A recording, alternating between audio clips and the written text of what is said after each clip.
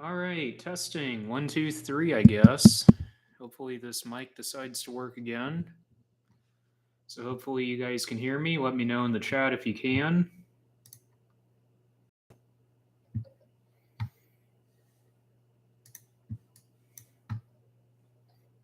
Or not, that'll work too.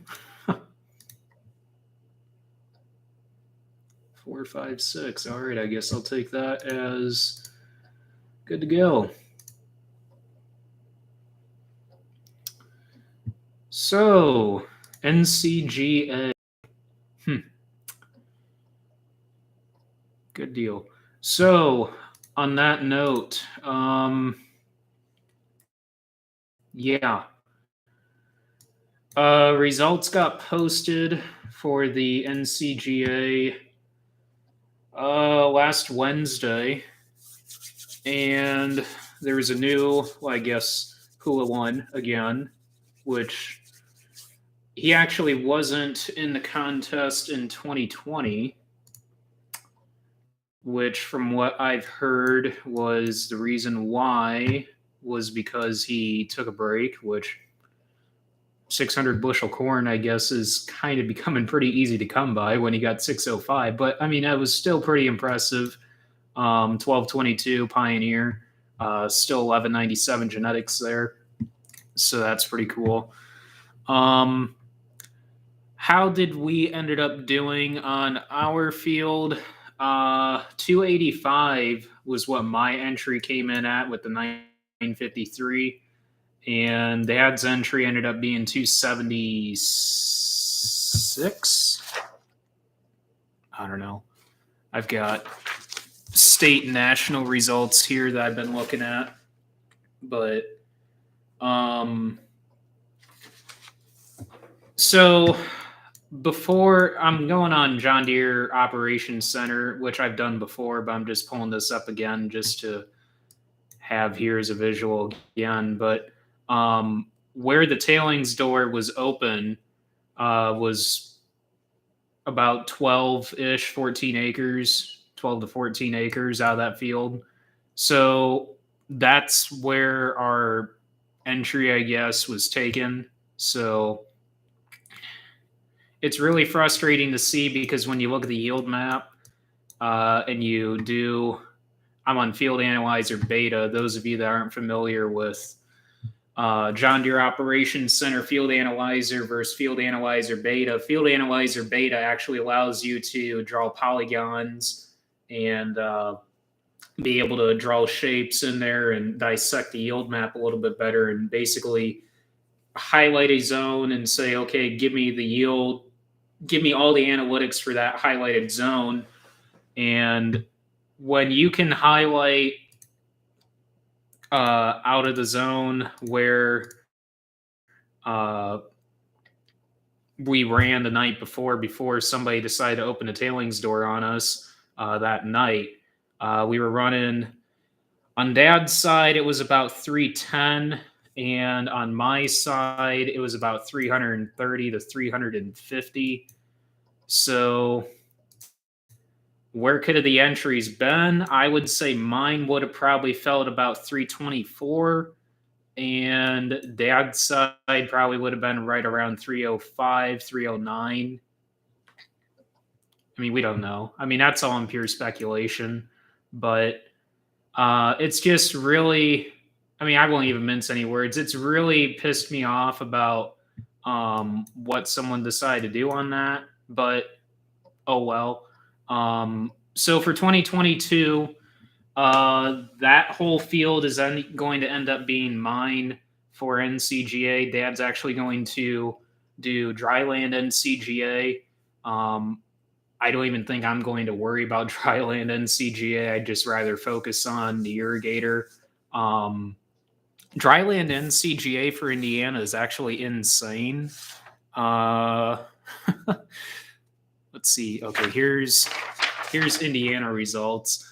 No-till non-irrigated. No-till non-irrigated, 391.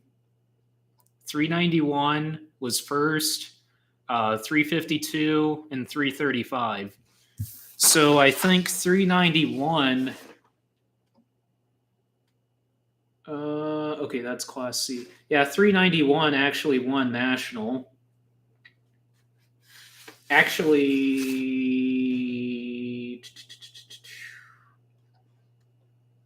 yeah. First and second for no-till non-irrigated came from Indiana. So I'm not even going to attempt, worrying about dryland NCGA. I mean, I know Dad wants to do dryland NCGA, but that's a steep climb. It seems like Indiana is one of the more competitive states, anyways, on NCGA to begin with. No-till irrigated. I'm not even going to look at national results because Dave and Craig took that at 602 and 583. But no-till irrigated, 1185, Pioneer 324, Dallas Cardinal 319, and then 318 coming up third. So as far as where my entry could have fell, if the tailings door was closed, theoretically, I mean, I'm just on pure speculation, it would have been in the top 3 or close to it, in my opinion. But you don't know.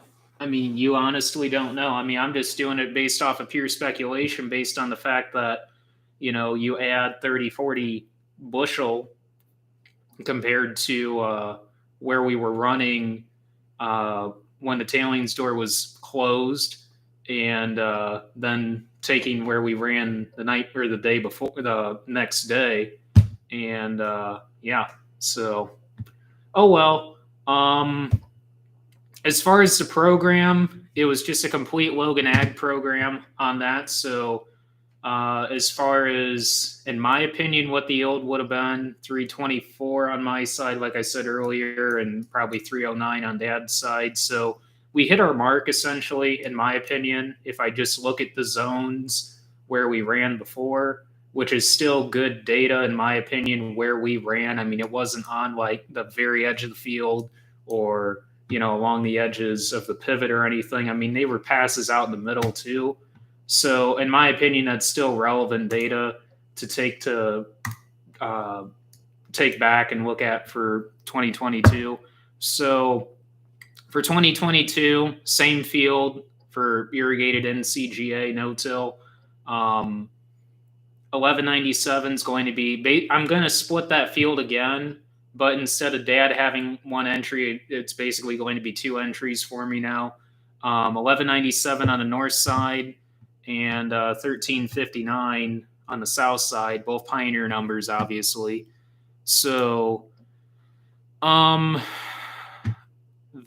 is, as of right now, I think it's figured at 39,000 drop, so 38 final.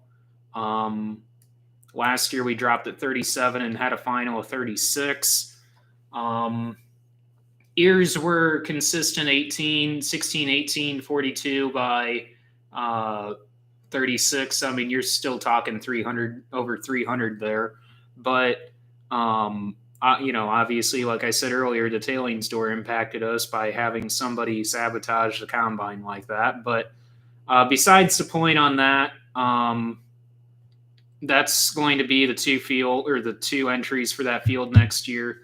So Dad's going to do 953 on the dry land NCGA. He'll be doing some in-season nitrogen apps, Y drop, I'm pretty sure, hired out. So we don't have the capabilities to do late season Y dropping, even with our sprayer. So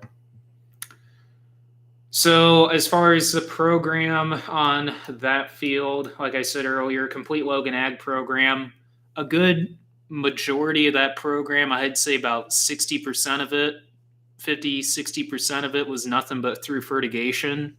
So that's where I contribute a good 80 bushel, 100 bushel difference is through the fertigation. So It just boils mainly down to micronutrient mixes on keeping stuff in balance and feeding the corn what it needs at a certain given time. You know, it's not just dumping nitrogen out there. The On the in-furrow, I guess I could break it down that way for you guys, for any of you guys that are actually interested in this. Premium in-furrow is what we're running for in-furrow. Where is my 2021?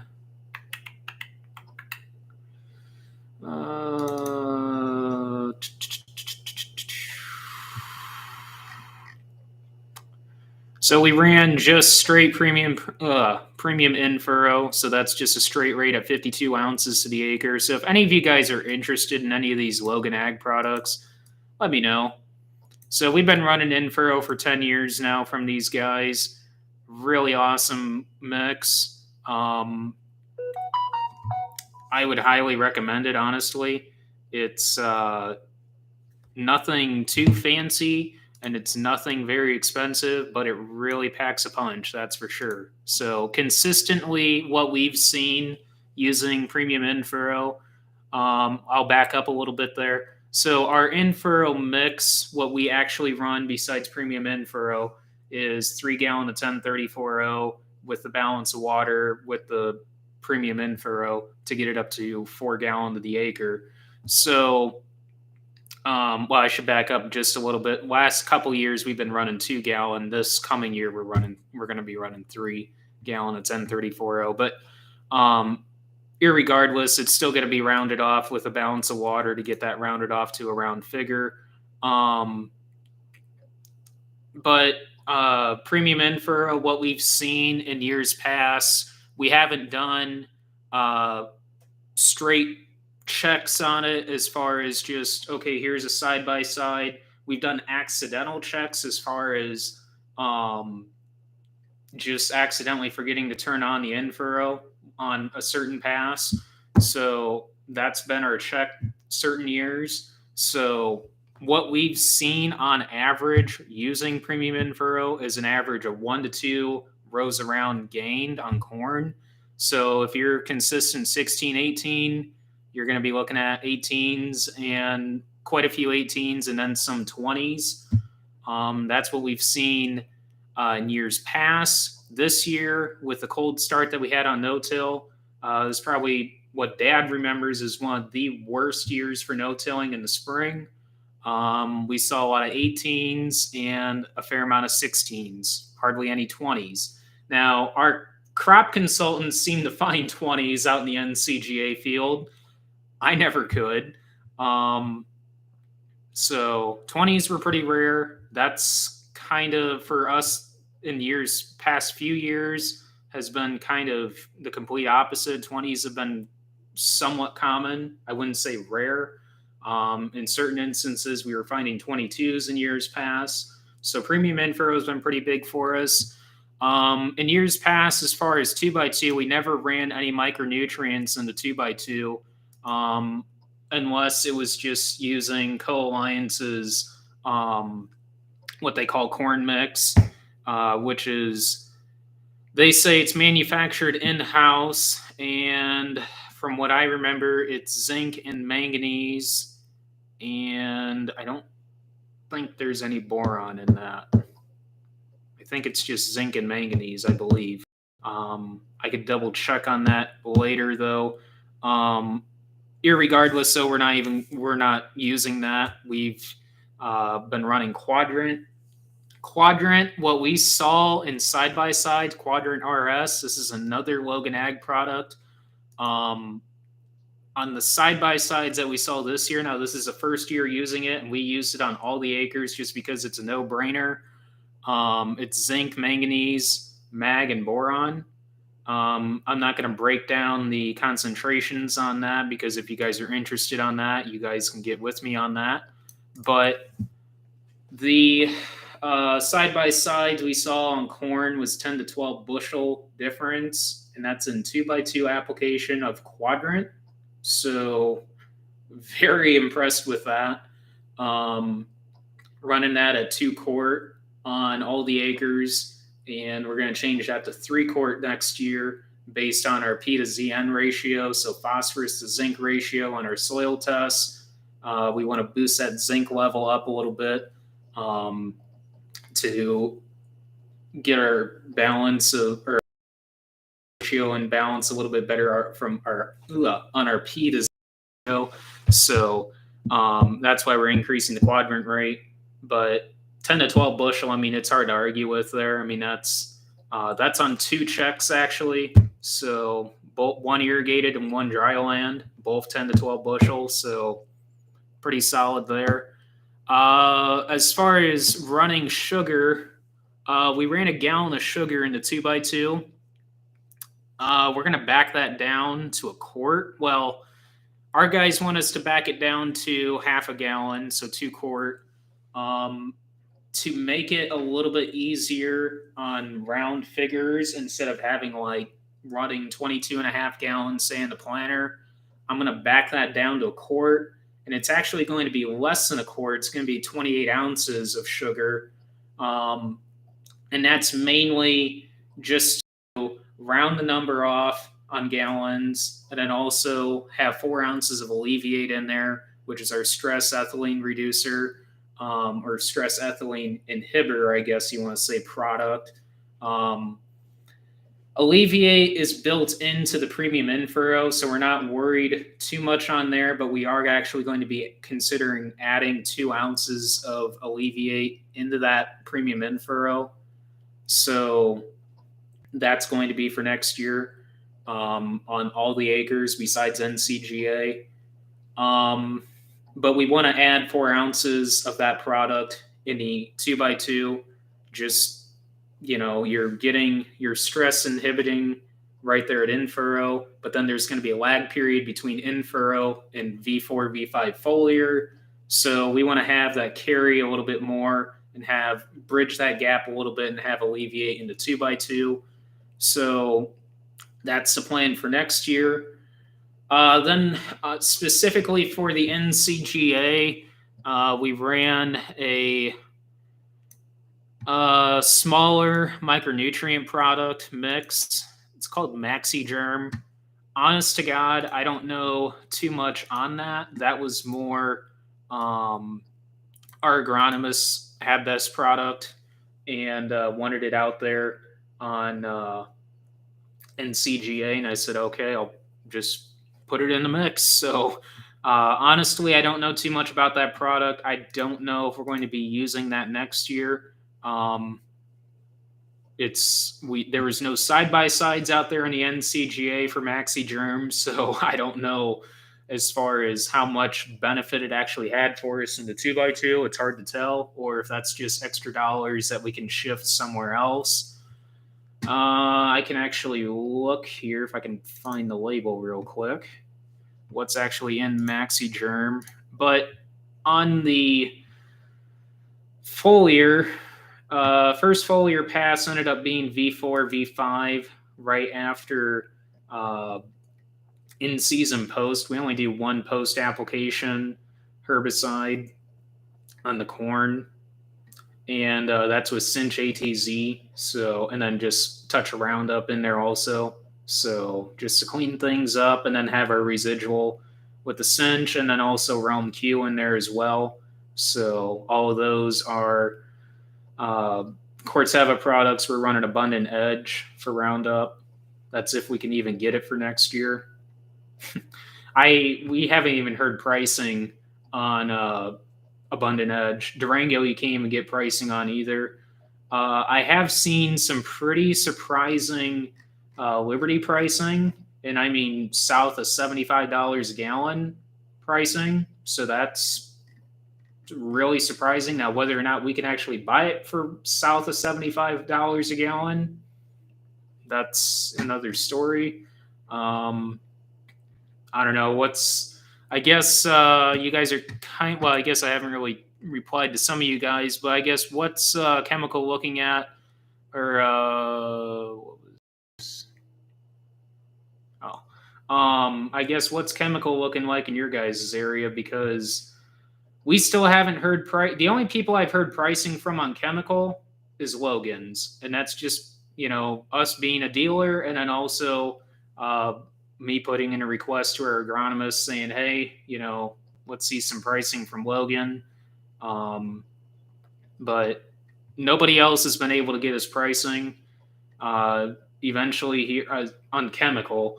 Eventually here, I would think after the new year, I'm guessing we're going to start hearing from local retailers on pricing. So yeah, Maxi Germ doesn't really have a lot of, it's got quite a bit of micronutrients in it, but the concentrations are very low. Basically, from what I'm seeing, I guess in the name, I guess it's can be hinted there, but it's just going to increase germination and even emergence. So it's hard to tell how that totally impacted that field. I would like to think it helped, but I'm not sure. So, and it's not a cheap product. It's most of the products I shouldn't say they're expensive, but they're a heck of a lot cheaper compared to our competitors. But it's one of the more expensive Logan products that we have. So that and Synergy. Synergy is a pretty expensive product too. So V4, V5 foliar, reason behind that pass is for rows around. You're determining rows around, in my opinion, around V3, V4, V5 in that range. And wanted to get a foliar pass out there. Basically, that pass went across all the acres, but the mix was different on the NCGA. Instead of 1 quart of premium foliar plus, there was 2 quart of premium foliar plus. That pass will not change for 2022 going forward. Quart of manganese in there and a quart of sugar, but on the NCGA it was 2 quart of sugar.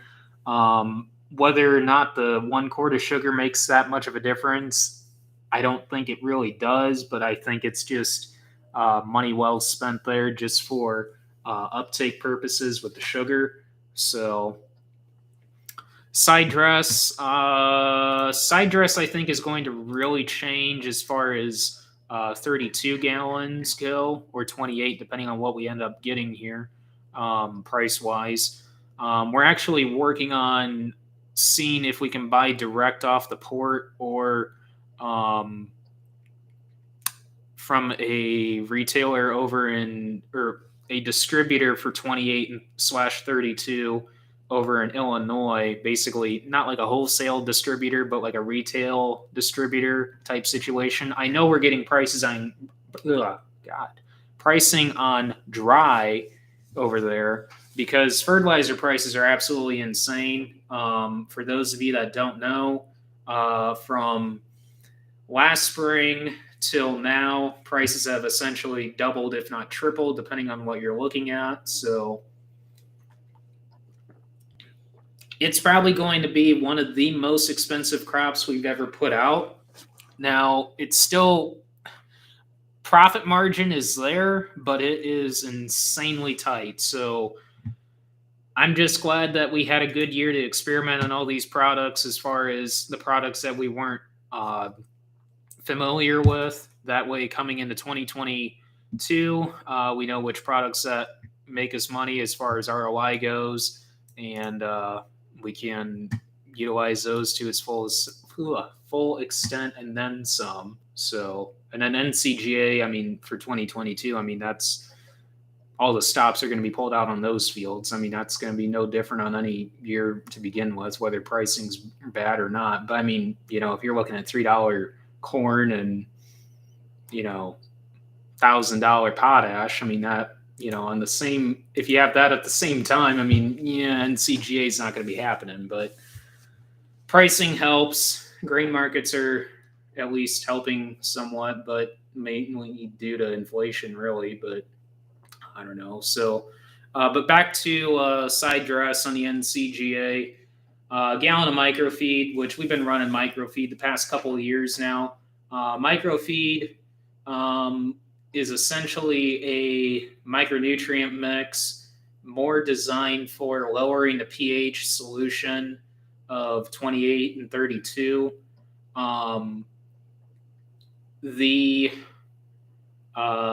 We really don't see we don't really necessarily need the pH reduction for what we're doing. It's more just a micronutrient carrier for us. And what we saw running it side by sides the first year we ran this product 3 years ago, two or 3 years ago, was about anywhere from 7 to 12 bushel yield bump in corn. So no brainer there for us to run that. So a gallon of sugar with that as well. Only difference there on the NCGA, we ran 2 quart of Quadrant. 1 quart of Quadrant and 1 quart of boron out there on side dress. On our own commercial acres outside of NCGA goes, though, we did 1 gallon of Microfeed and 1 gallon of sugar with 2 quart of Quadrant trials, and that's 2 20-acre trials. With the 2 quart of Quadrant in the side dress, we were only seeing about a 4 bushel response, having that 2 quart of Quadrant in there. So I'm not sure going forward. Like I said, there was no side by sides on NCGA of what we did. I don't know going forward if we're going to run 1 quart of boron and 1 quart of Quadrant in side dress alongside the gallon of Microfeed and gallon of sugar, or if we're going to run the 2 quart of Quadrant in there with a gallon of Microfeed and sugar.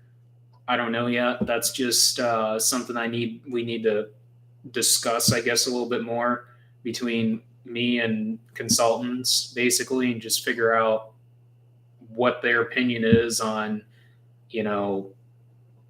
what should be in there at that time as far as concentrations versus what you're getting with this NCGA mix versus what we ran trial-wise. So we'll see on that. The fungicide first pass, that was totally my doing. That was off the record type deal, off the program, I guess you want to say, or off the reserve. That was a really high dollar expensive mix. I'm kind of I'm not annoyed. I thought it was kind of cool that jumped on it, but I warned them on that, and I told them it's like, I know what I'm doing for the most part, but probably don't buy this just because I don't know what exactly yield response it's going to do. We had some extra dollars to play with, and I said, I'm going to formulate a mix. We're going to put it out there. We're going to see what it does. And I had a couple neighbors say, how much is this mix running? I'm like, the joke was, between me and a neighbor that was buying some Logan product. The one time I quoted him $11 an acre, and he just kept it up, and everything I quoted him was $11 an acre at that point. He goes like, well, what's this mix $11 an acre? And I'm like, no. I'm like, this mix is 28 and a half. He's like, what? I'm like, yeah. I'm like, he's like, is that with fungicide? I'm like, no, I hate to say that. That's without fungicide. So I'm like, that was a really expensive pass. And as far as the yield response goes on it, on the side-by-side trial I had for in-season first pass fungicide, so this was 1 pass or 2 pass fungicide, so 1 pass early with this foliar mix, and then second pass was done stupid late because we got pushed off to the bottom of the list on fungicide with the plane. Don't know why. So that was done late R3, early R4 in corn. So, and then besides that trial, there was a Xyway trial, which we saw nothing with. I think I explained that in the last live stream, I think. But, and then also just a straight R3, R4 fungicide pass, just because, it got so late because that whole field was just treated way past fungicide. So Between late pass fungicide and the 2-pass fungicide, there was absolutely nothing. But that field, it's hard to tell what happened with that field. I kind of blame it on management, but also blame it on the cover crop as well.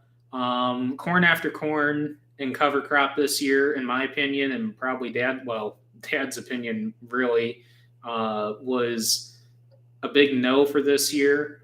Nitrogen use in those fields were insanely high, and I think that's part of what happened there with that field. Another factor, I think, was just early season irrigation that we just drug our feet on, I guess. But now we know for next year. And, when I'm telling Dad, it's like, we need to turn the pivot on. It's just like, yeah, we should have turned the pivot on that field. But yeah, there was basically a zero response on that mix. So that was kind of really discouraging, but a lot of other factors were at play. So I don't know on that. Still going to be doing a first pass fungicide on that. So an early season that was done around V10, V11. It's not going to be that extensive of a mix, I can tell you that, because there's, our guys were looking at that and saying, you can get rid of this, you can get rid of that, might as well dial that down a little bit. I wouldn't say I went overboard with it, but it was a pretty hot mix of micros I had out there. And some dollars could definitely be saved on that mix. So, like I said, I guess at that point I was just starting to throw the kitchen sink at it a little bit. But dollars, I don't know. I mean, potentially there'd be about a $15 to $18 cost savings by the time you start taking products out that can be dialed back or don't even really need to be put in there at that time, as far as what we're doing through fertigation. That's just not going to be effective whatsoever, or effective enough, because we're just going to be fertigating it. So the fertigation is just going to be completely overriding that product. So I wouldn't say it's not going to be effective, but my trial proved that. So I don't know. But again, there is a lot of factors at play on that field. So it's kind of hard to do a trial and say, that was a big fat zero and I'm never going to do it again, but so fertigation, I'm not really going to get into too in depth, just because there was a lot of micronutrients at play in those. And it's not just, I can't just tell you guys, okay, use this product, and you're going to get 300 bushel corn. I mean, it's just not that simple. So through fertigation, it was just straight mixes of straight micros with 2004.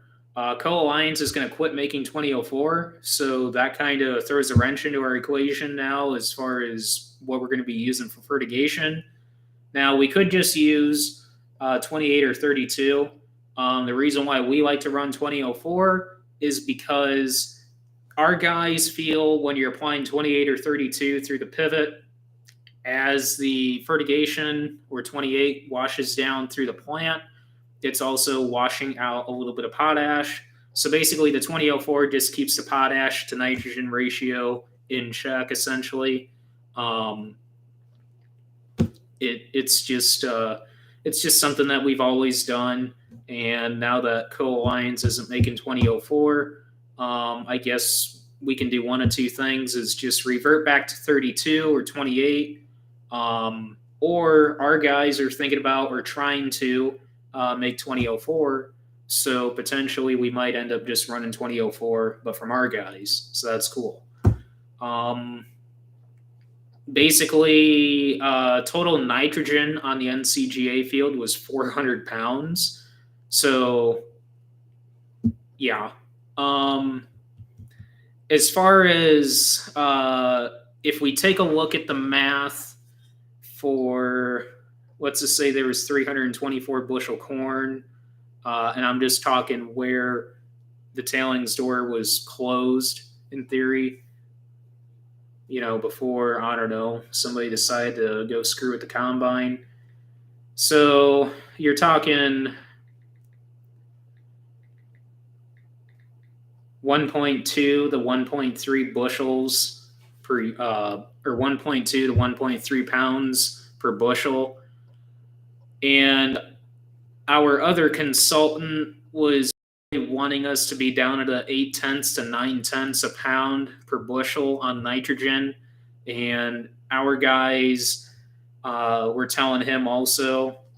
Now, it's kind of hard to explain to you guys how this whole circle works, but we've got a couple of consultants. One's from Michigan, one's from Illinois. The guys from Illinois that we've worked with for close to 10 years, if not over 10 years.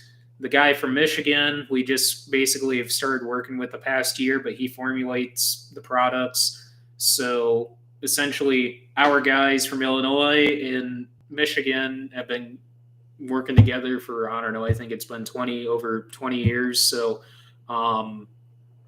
but our guy from Michigan said he wanted us to get down to that 8 to 9/10. Our guys from Illinois said it's okay to be at that 1.2 to 1.3 because of the irrigation. And in years past, that's how it's been for us. Under irrigation, we can only be, in order to get to where we want on yield, we got to be at that 1.2 to 1.3 mark on nitrogen use. So 400 pounds of nitrogen, 22, and seeing nitrogen, I mean, it's just like, wow. But I would like to get that down to 1 to 1.1. So we'll see. My goal for next year would be at least 350. In my opinion, I know it's possible based on looking at the data that we had last year and seeing where we had the tailings door closed and what am I looking for here? There we go. And seeing that 320-ish bushel range on the one side and that 310 on the other side. So in my opinion, I know what we did was right, and we hit our marks. Just didn't get them posted on the NCGA board, I guess you want to say. So with that being said, 350 bushel plus corn, I feel, is not out of the question for next year. And our one guy from Michigan, he goes like, well, do you think population played a big factor in this outside of the tailings door? Do you feel population is holding you back? And we dropped at 37. Final was 36. And for next year, like I said earlier, we have figured, I think, around 38 or 39,000. Final would be 37, 38. As far as yield improvement, just by looking at population, if you didn't change a thing and essentially you didn't change the growing year, you'd be still looking at around 330 to 345 bushel corn in theory. So, and that's just using 18 by 42. So, in my opinion, which we need to get this adjusted if we're going to do this, bump that up to 41,000 and have a final of hopefully around 39, 40,000 to get up there in that 360 to 385 bushel range. And I'm not going after national because, I don't know, 605, I think it was. No-till, that's Indiana. 602, sorry. 602 and 583 bushel corn is a little bit hard to compete with. So, I don't know, 387 bushel corn is a little bit easier to compete with. No-till irrigated for Indiana, like I said earlier, was 324. But the guys over in Illinois and Iowa, if I can find, where am I at? All right. If I can find the yield data on NCGA's website here. Third place on no-till irrigated ended up being 387 national, and that actually came from Kelly Garrett. So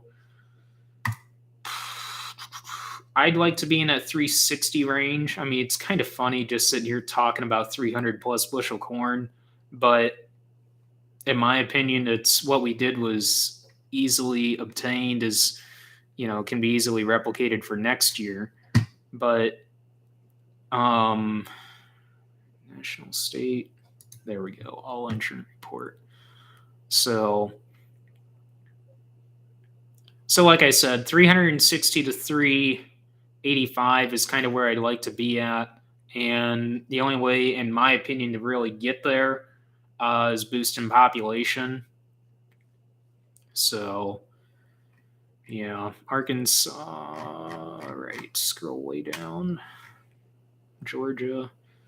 Randy Dowdy retracted his entry, I guess, due to a complication with FMC, from what I heard. And I think that had a lot to do with a Xylay plot. So that was kind of disappointing to see. I would have been interesting to see where he would have ended up falling out at on placing for yield. I can't remember which class he actually competes in. And some of you guys might think that we're sitting here trying to do 300 bushel corn on all the acres, and that's, you know, that's not feasible on some of our fields, most of our fields, really. So, especially when they're dry land. So, really, I'm just trying to figure out the most economical way, roundabout way to do this under all of our irrigators. So that way we can figure out a good solid program for the pivots and knock out some good yields going forward. So Iowa, no-till irrigated, which is kind of funny being in Iowa that there's this many no-till entries. There's like 100. No-till irrigated, whereabouts are you at? There's conventional non.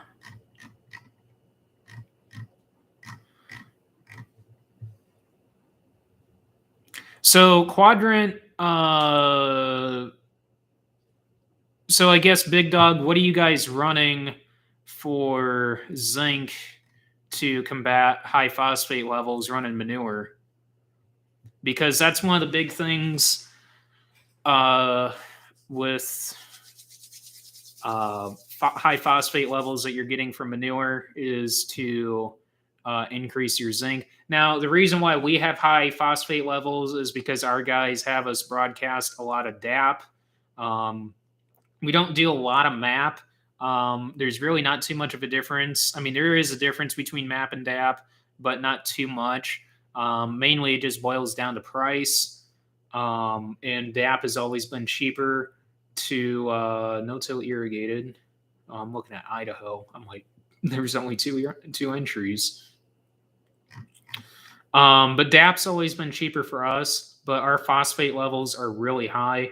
As far as our ratios, we're anywhere from 10 to 1. Well, some fields are as low as 3 to 1, and others are anywhere from 10 to 1 to 27 to 1 phosphate to zinc. So we really need to get our zinc level boosted in the 2x2. Now, there is a core to zinc in the in-furrow mix, in the premium in-furrow, so that helps there. But 2x2 is where you really need to have the zinc as well. I'm not saying that you don't need zinc in the in-furrow, but you also can really consider zinc in the 2x2 as well. So 600, just going back through comments here. The 600 bushel corn, that was in Virginia, right there along the Chesapeake Bay. So Charles City, if I remember right. Oh, yep, Charles City. It's kind of weird looking at Illinois yields.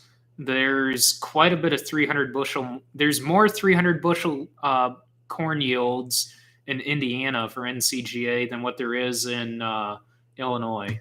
I just find that really funny for how good a ground Illinois' got. So conventional no-till, non-irrigated in Illinois was 305 with DeKalb 64.65. Right behind it was 296, 1185 Pioneer.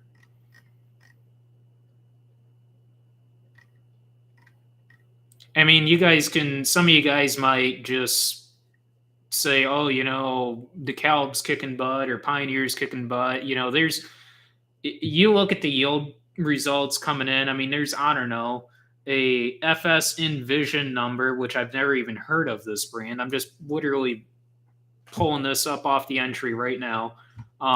FS Envision, never even heard of this brand. 269. Actually, there's a better one right there, 275 from the same brand. Not the same number though. There's 106 today. There's Whiffles. I mean, most of you guys in Illinois know what Whiffles is. 284. There's an Agri-Gold at 300. I mean, they all yield. It just all comes down to management. So, my God, there's a lot of FS Envision. I've never even heard of this brand. I mean, I don't know if there's how many Illinois guys are in here, but I've never even heard of FS Envision. I don't know if it's like a co-op brand. I don't know. Chanel. Channel.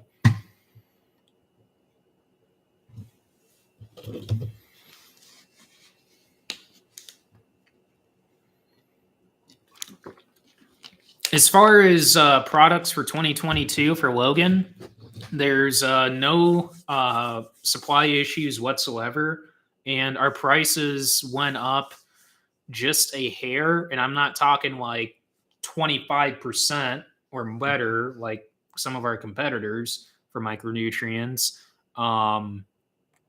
but we're talking like a couple percent. And that's just because as far as supply issues for us, our guys were already foreshadowing issues and already had stuff taken care of. So that's really nice. So Golden Harvest, I mean, 267. Yeah, I mean, it's Dynagro. There is a lot of Pioneer on here, though. I'll give them that. Pioneer and DeKalb pretty much dominate NCGA on here. Though, who's been the world champion, national champion the past couple of years? Pioneer. But the funny thing is, last year it was 720, but most of the time it's been 1197 genetics. I mean, 1222, I mean, that's, family of 1197 genetics still. So that's still pretty cool. How much a unit? 32. We've gotten a couple of prices, and we're north of 600 on 32.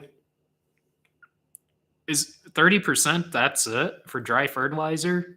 My God, I mean, I might have to tell my trucking buddies and say, hey, take you and your 15 other trucks that they've got and go up and get me some loads of fertilizer up in Minnesota. My God, 30%, that's it? Jeez. We're talking like double, triple in at least I would say at least double, in some places triple, depending on who you talk to for dry. 32. Oh, that's in the last month. I was going to say, it's like, I thought you were meaning like just since stuff's gone on. I'm like, my God. Thiosol's insane. We had one price at $7.95 and another price at $6.45. 1034.0. It's around 700, 7 to 800. It seems like. 32 640. 640 to 700. It seems like.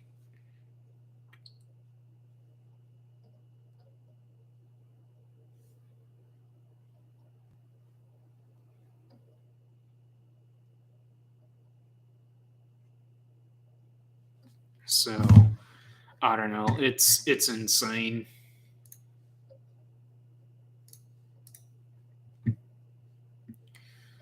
Uh, 1034.0 is 825. Wow.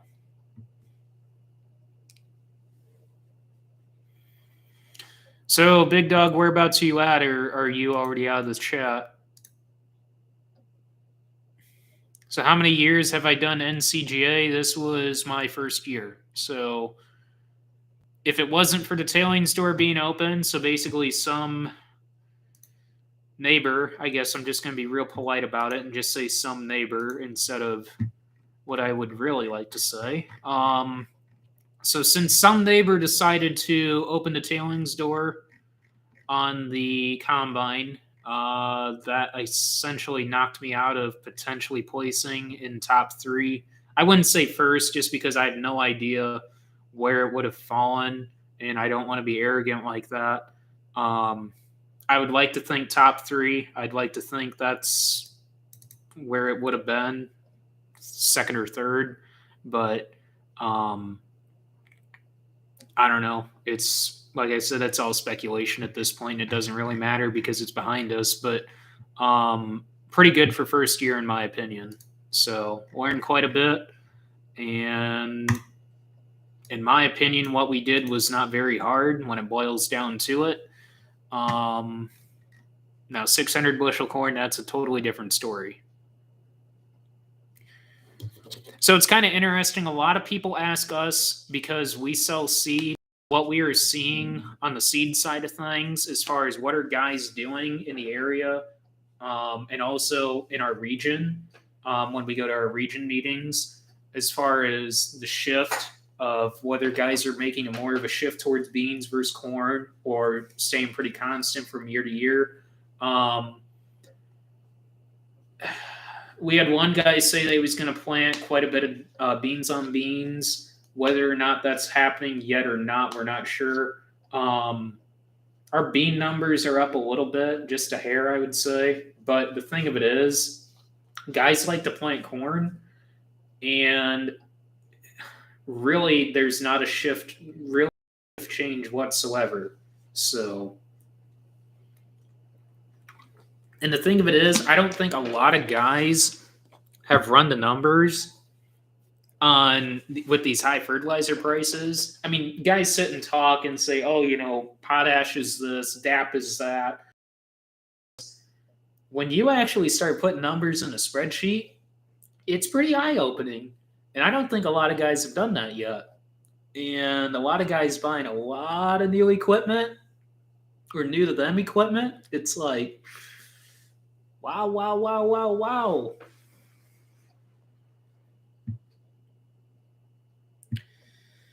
But in this area, I would say acre-wise, like corn to beans, year to year, beans are going to be up maybe 1%. I mean, actually, for us, if we just look at our operation right now, we're about the same as what we were last year. But we might shift some fields to beans, just a couple of fields, just due to cost on corn versus beans, input cost wise.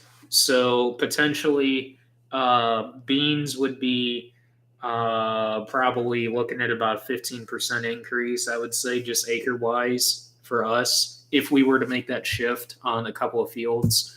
So it's hard to tell. I mean, I don't know. We haven't really sat down officially and run numbers yet based on pricing, that from just using pricing from what we've got, even though we haven't gotten pricing from most of our retailers yet, just a couple, which is kind of hard to work with. I mean, really. I mean, we're working with a couple of numbers from this company for this for dry and liquid, but then we're working with a couple of numbers from this company for chemical, and it's just all over the board. So hopefully we can get some more solid numbers. It won't be this week and it won't be next week, but hopefully around the first of the year. So I don't know. So we'll hopefully get something figured out there. And I don't know, I guess. I mean, 2022, everybody thought 2021 was going to be a really rough year. 2022 is going to be huge. It's going to be a big pain in the rear. That's for sure. Yeah, I mean, you could buy equipment or give it to the government, or look at what DAP or potash or 28 or 32 or 1034 is going to cost you, and say, can I prepay? I mean, seriously, it's like, wow.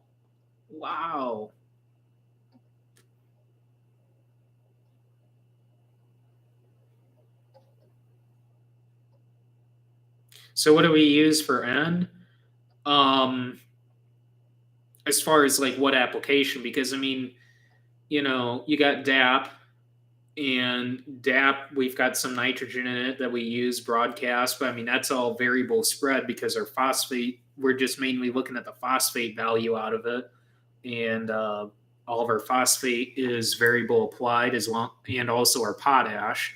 So, which is why we wanted a spreader with dual bin capabilities, which I guess I never really mentioned that on here. We did make a new purchase, which I guess I'll leave it at that. Eventually, you guys will see a video on it. I don't know when, but so 28. Okay. First year we ran liquid was 28 for side dress. For the past, I don't know, a couple years ago, from then on till, I don't know, the beginning of time, essentially, we ran anhydrous. And a couple years ago, we switched to liquid and dove off on the deep end and bought an applicator and put Y drops on it. First year, we ran 28. Last year, we ran 32. And next year, it all depends. I mean, if our guys can get 28, and depending on the cost difference, we might just end up doing all 28. Really, I mean, you're talking 3 versus 3.5 pounds per gallon. I mean, it's whether or not you want to haul water. That's what it boils down to it. Which the first year, the one guy from where we were buying 28 from was just complaining like crazy about why we were running 28 instead of 32. And it's just like, well, we originally had anhydrous booked, and then we decided to buy a 28 applicator and switch to liquid. So we just assumed 28 was easy to handle, and, well, not easy to handle, but just ease of access, because that you guys had 28. And he's like, no, we've got a whole tank of 32 out here. Well, we didn't know that you guys got 32 in the winter. We didn't think that was possible for you guys for this area. And so then the next year, which was this year, we ran all 32, which, yeah, I mean, it made the gallons a little bit easier, but I mean, it's not that much of a difference really when it boils down to it. I mean, yeah, on paper might look huge, but I mean, when it boils down to it, load per load, I mean, it's not that big of a deal. So, I mean, going forward, I mean, if we were to consider putting in some more some bulk storage for 28 or for liquid N, we wouldn't do 32 because I wanted the capability to store it year round. I mean, there's some guys out there. I know a lot of guys in Illinois that I talk to do this. They've got bulk storage for 32, but they only bring in their 32 in the spring when it won't freeze and settle out or crystallize, like what you said. And then they just bring in enough for what they're going to use in season, and then that's it. Leave the tanks empty throughout the winter. I want to be able to buy 28 in the off season and store it through the winter, depending on, if the price looks right in the off season, and, store it through the winter and then have it for that next year. So that's what I would like to do. And in order to make that work is, buying 28. So, that's just my thought. So, no problem. I mean, you don't need to apologize, Bill. There's no issue there. So,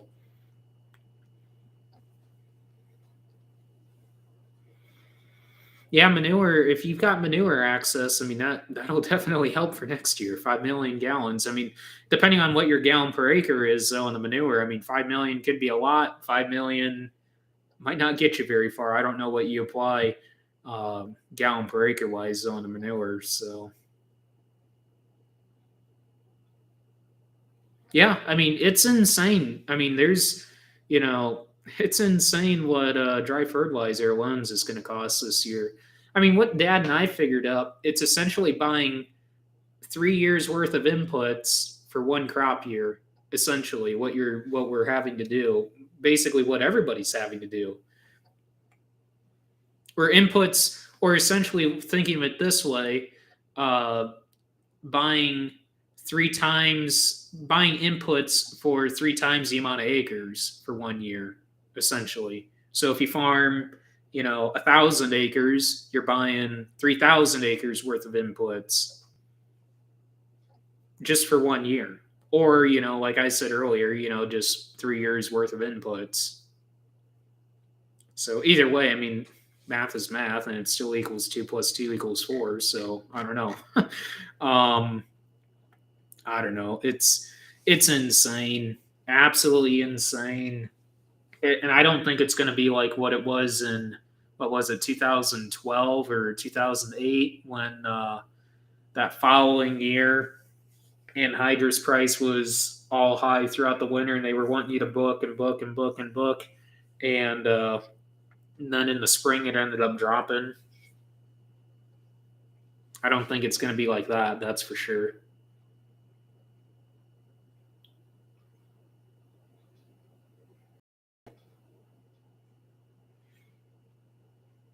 Hmm. Yeah, so 5 to 6. Yeah, so that'll get you pretty. Yeah, that'll work out pretty good. So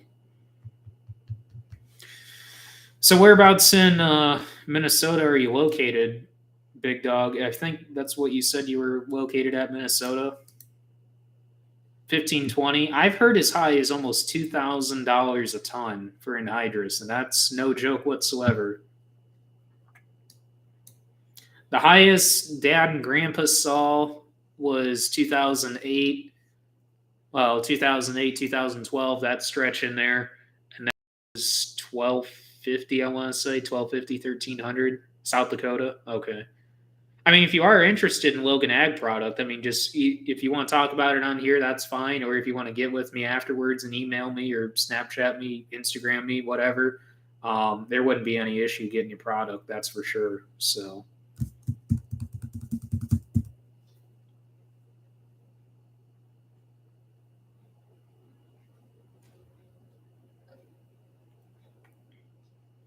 So how the one retailer does uh, for 32, their tank is not insulated. Their thiazole tank, I guess, that they just put up this year, is insulated um, and heated.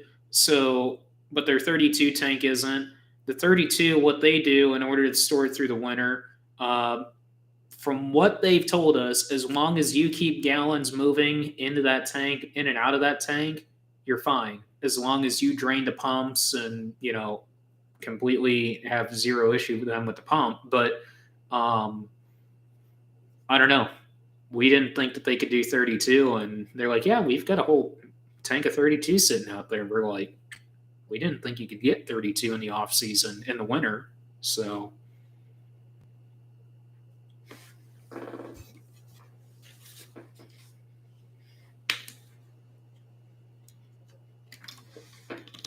there's Pivot Bio, but from what our guys read into that, um, basically what Pivot Bio is actually doing is just saving you nitrogen one year. Now, a lot of you guys will say, well, if it's going to save me nitrogen for this year, I mean, that'll help. But in the year after, you're going to have to apply more to make up for what you didn't apply for the previous year, which I'm not really sure how that works. If you're continually applying the same amount of rate every single year, but essentially if you don't apply nitrogen one year, are you really losing that much? I mean, if you're utilizing what you're out there and you don't put it on for say 2021 and 2022 you come back in and you put out the same rate, are you really having an issue there if you cut back, say in 2021, or didn't even use any? You know what I mean? I mean, soil, if say like in sand where you can't even hardly hold nitrogen to begin with, I don't know. I've never played around with Pivot Bio. I don't think we are going to play around with Pivot Bio. There's actually a company I'm going to be working with for next year called Source. You guys can look this up. It's called Source, I believe. And they have a product. Let me pull this up. It's kind of like, it's not like Pivot Bio. Well, it's kind of like Pivot Bio, but theirs isn't necessarily a biological. Well, it is and it isn't a biological. It's more of it's genetically how did they describe it? What they were. It's different based on their chemically. I don't know. It is and it isn't a biological. It's called Source. The company is, well, at least the product or the company is. I haven't even really looked into it that much. Fertilizer product. It's kind of like Nutrition N from Corteva, which I haven't even seen pricing on Nutrition N. I was kind of interested in just playing around with it. Sound Agriculture, that's what it was. Sound Agriculture and Source. It's basically they're activating microbes. That's what it was. So between Pivot Bio and Nutrition N, or at least from what they told me, I've never really actually looked into Nutrition N too much, just because there's hardly any data out there or anything that they really give you on it. I don't know why Corteva doesn't really post anything about this, unless they didn't see anything on their product, and that's probably why they're not saying nothing about it. But from what they told me and what I know of Pivot Bio, but what they told me on Pivot Bio and Nutrition N, what they're doing is they're using live microbes to create N fixation on the roots. What Sound is doing with Source is using biochemistry to enhance the microbes that are already there in your soil to create fixation on your roots. Now, they told me anytime after V4 to R1 is when you can apply this foliarly. They want this done foliarly only. So the best way they market it as is with a post herbicide. Throw it in with your post herbicide. Don't have to worry about it. So what I think I'm going to do is, because they were asking me on product and they were wanting to pay me, and I just said, just do it this way, like what most companies do that I work with. Just give me the product. Don't worry about payment, because they were worried about tax forms and this and that. And I'm like, it's simple.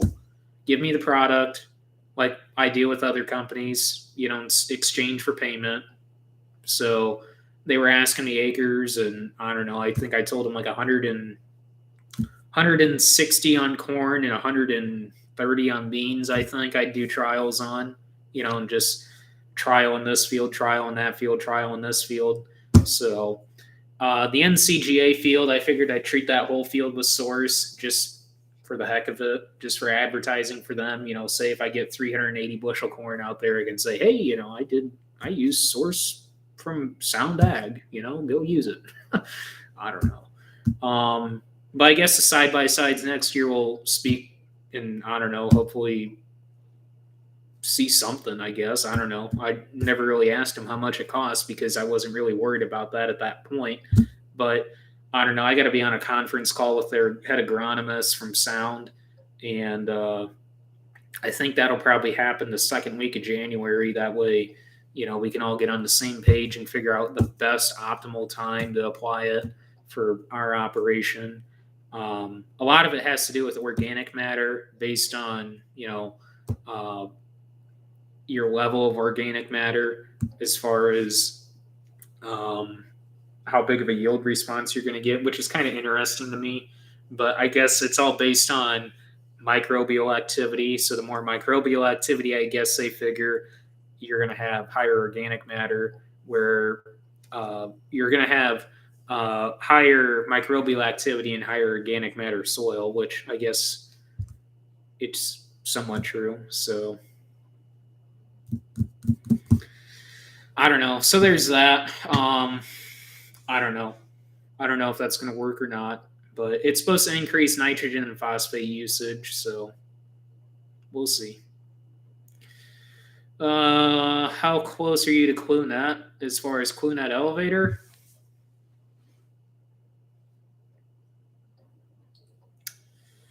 Well,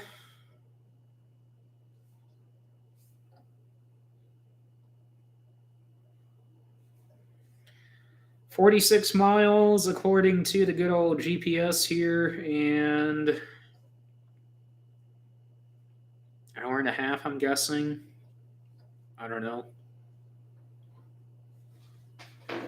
Does that increase mineralization? In theory, that's what they say it does. How big is the NCGA field? 40 acres, but two 20-acre trials. An hour, it's saying from Coolant. But the trials must be a minimum of 1.2, or the entries must be a minimum of 1.25 acres, and your variety for that entry has to be with a minimum of 10 acres. That's why I do 20-acre blocks in the 40-acre field. So, I mean, I could do 4 entries out there, I guess, but that would be including end rows for the variety. And I just figured do 20 acres on the north side of the pivot and 20 acres on the south side just to make it simple. So,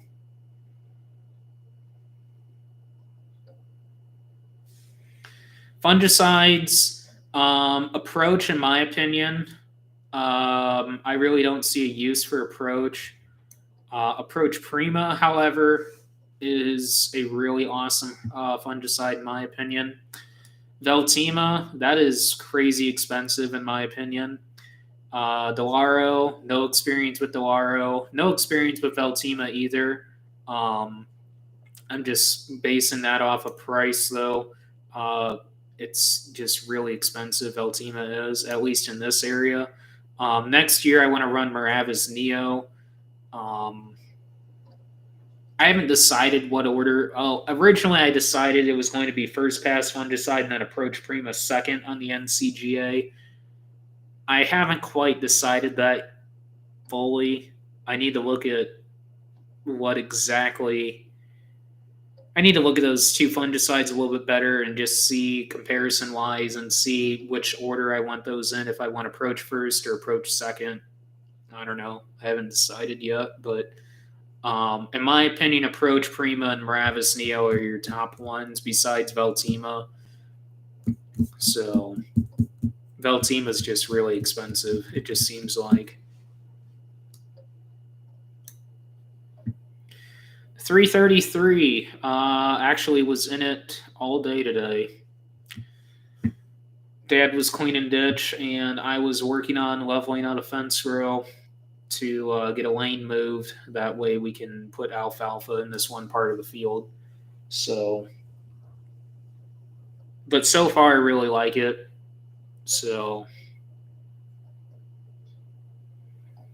tar spot came in late again this year in our area. Biggest thing with us is having multiple applications of Alleviate throughout the year really suppressed the tar spot. I mean, it was unbelievable. Night and day difference compared to uh, where we didn't use Alleviate enough in multiple, like, we had, like, so in a trial, I guess you want, well, so in the trials in certain fields where we had more Alleviate within the trials, I mean, it wasn't like an Alleviate trial, but where we did trials that had more Alleviate, that just happened to have more Alleviate, the corn was a heck of a lot more healthier than where we didn't have certain trials and had the lack of Alleviate that we were running out there.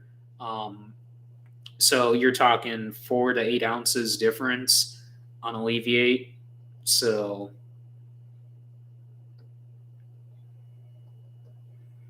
that was pretty cool to see on that Alleviate's actually helping in conjunction with fungicides on tar spot suppression. So basically, the healthier your plant is throughout the year, the less susceptible it's going to be to disease. And Alleviate plays a key role in overall plant health just by mitigating stress. So that's just what we've seen over the past couple of years of playing with Alleviate. So, and cool thing is, we saw some pretty good responses in alfalfa and cereal products that we have also. So, which there's an quite a bit of interest in the alfalfa products that we've got. And I mean, it's a really easy application. I mean, you do it, I think it's what, 7 to after each cutting is the foliar. And I think a lot of guys, what they ended up doing was just using, they put their insecticide with the foliar pass just to make things simple for the weevil. So, yeah, legume boost, boron, manganese, copper, and Alleviate. 1 gallon to the acre, 4 to 7 days after after every cutting. I mean, you can do just one cutting if you want, but most guys have been doing every cutting. And then legume rebuild, that goes on 3 weeks before dormancy, and that basically takes all the energy in the plant and puts it down in the crown for better dormancy overwintering. So pretty good results on that. So if you guys are interested in that, really cheap actually, if I can find pricing.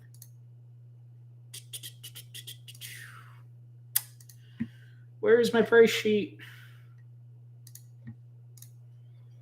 So for those interested in legume boost for alfalfa, you're talking $14 an acre for alfalfa. Now, as far as percent tonnage increase, we never really did comparisons on that because there's not a really good way for our guys that were using it to do percent tonnage. But the side-by-sides that they saw, it was a no-brainer for them to use it every application. So they just started using it every application. And most guys that start using the legume boost either do it every application or do it 3 out of the 4 cuttings or 2 out of the 4 cuttings. So it's not like a one and done product. They're continually applying it throughout the year. So, but yeah, pricing. I've got pricing for 99% of the products right now. And as far as increase, like I said, there's only a couple of percent last year, so that's really nice. So we have a dry fertilizer mix that our guys came up with for a rec. Trying to think of exactly what's all in it. It's like it's a custom blend from what I remember because it's got some micros in it. That's a split app. I think it's done once in the spring half rate's done in the spring, and the other half of the rate is done in the fall, right after dormancy. So, or after the last cutting, I believe. So,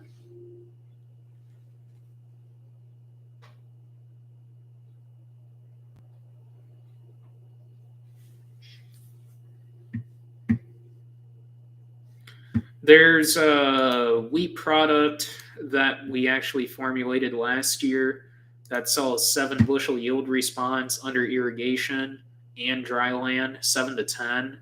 Well, one guy said 12, and he was pretty adamant it was 12 bushel yield response. So I guess I could say 7 to 12 bushel yield response running this wheat program. And I'm talking 85 plus bushel wheat program.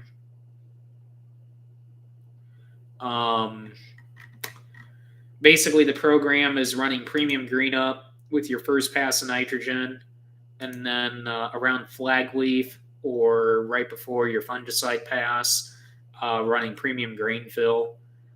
And basically, the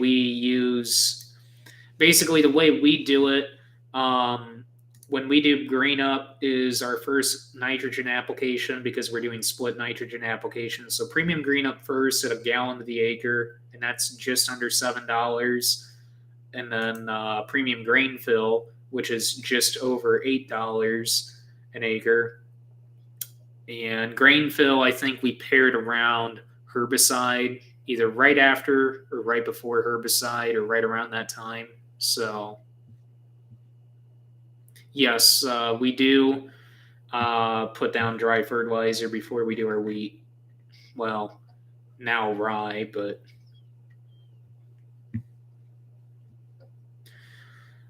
do Kip or Smiths by you? Smiths as far as Smiths out of Rochester, and Kip, are you talking Kip Tom?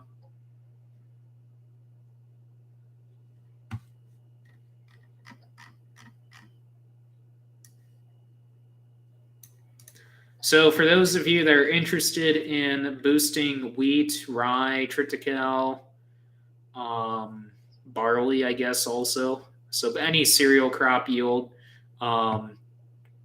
seen anywhere from a 7 to 12 bushel yield response in high intensive wheat management on running premium green up and grain fill. So basically doing the math real quick, $8, let's just figure $7.50 wheat. So let's just use 10 bushel yield response. I mean, that's $75 an acre.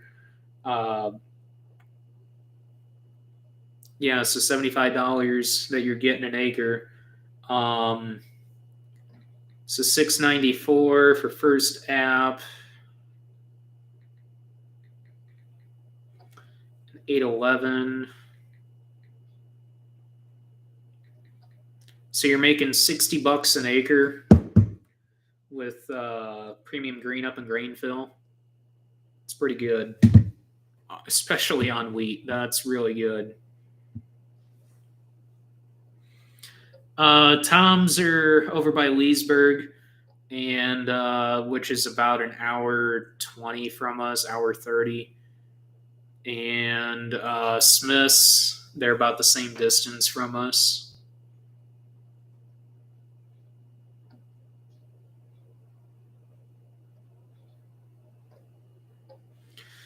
We had one guy that ran over 100 bushel wheat this year, and he was doing split nitrogen applications and was running the premium green up and grain fill. He was the one that saw the 7 bushel yield response. So I'm not entirely sure exactly where his yield ended up falling over 100, but he did tell us it was over 100 bushel, and he was very pleased with the results of running premium green up and grain fill. So that was great to hear. So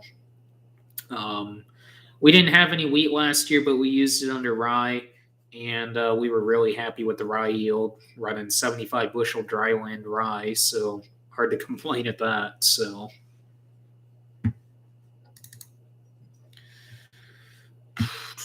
So on your 100 pounds of DAP, 125 pounds of potash, and 35 pounds of AMS, are you doing any nitrogen applications in the spring, or is that you're just putting down your dry and that's it?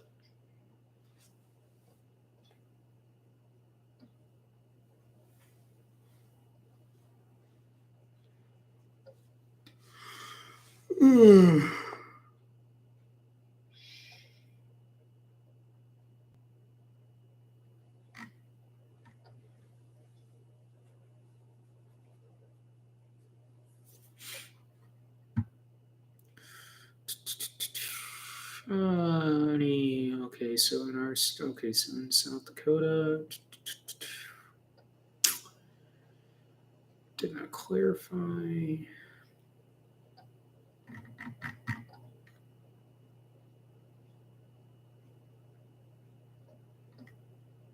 Scrolling back through comments here, making sure I got all your guys' questions answered. So FS sucks. Did not know. Like I said, I didn't even know what FS was. FS, I think it was what? FS Vision or something. I guess it's not a very good brand. So I don't know. Like I said, I didn't know what it was, and guess it just must be a regional seed brand. So thoughts on Chrome? We're primarily doubles in this area, hardly any triples whatsoever. I'm not going to say the results that we saw on Chrome as far as yield data or standability, but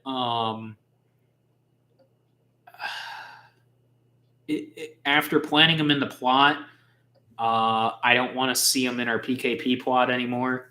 Put it this way, I just want to see doubles from here on out. Was not impressed with the Chrome whatsoever in our PKP.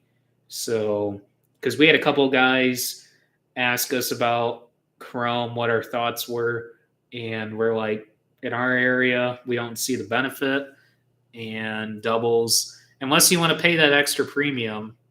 But in our area, we don't need the that extra protection in our area for the rootworm. We don't. So.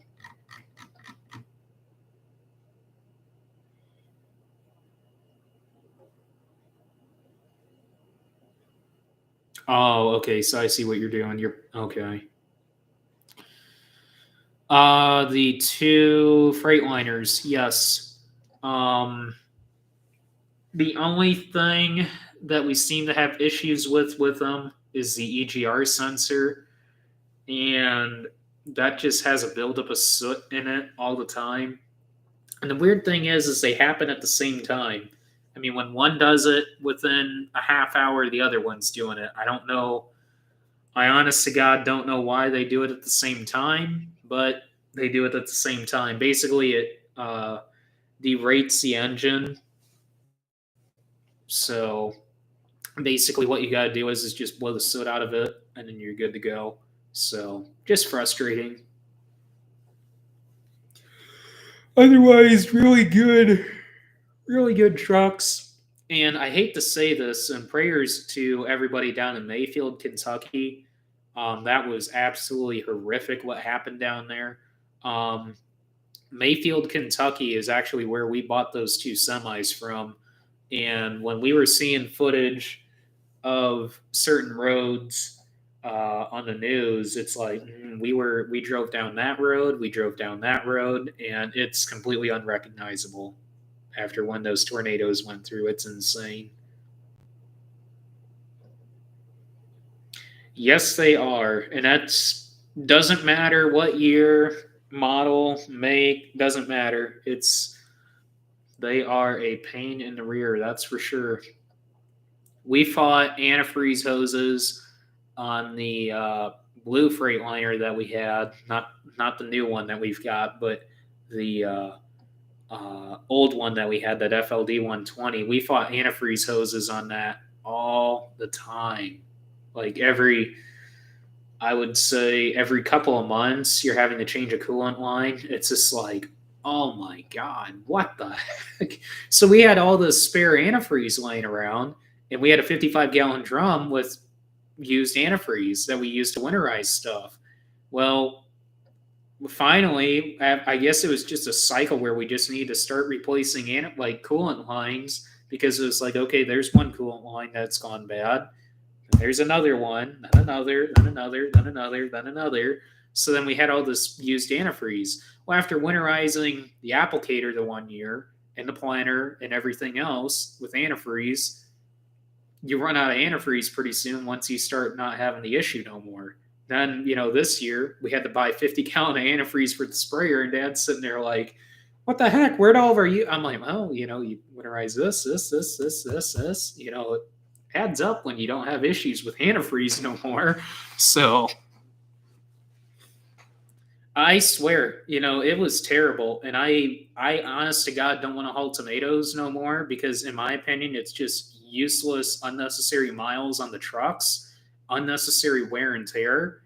And kid you not, the first week, and some of you guys saw the fenders that we put on there. Now, fenders and semis, that's like oil and water, I swear. First week hauling tomatoes, tire blew on the front drive and just blew that nice fender off. I was furious, because I'm sitting there like, man, they look nice. We finally got a good couple of running trucks. This is cool. Fenders look cool. They're cleaned up. Boom. Blew the fender off. Wasn't a recap. Virgin tire. And yeah,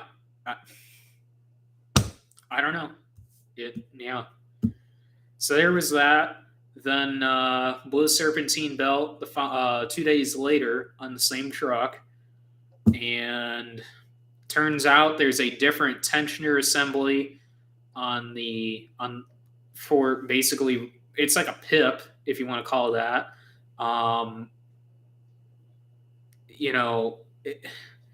And of course, the way it's designed, whatever engineer designed that, it does not fit correctly there. So you had to grind just a little bit so it would fit. And it's just like, you got to be kidding me. So on the other truck, we got to do the same thing, just because we just want to be sure. And that's a nice thing about these semis. They're identical trucks. So, buying parts for them, pretty simple, honestly.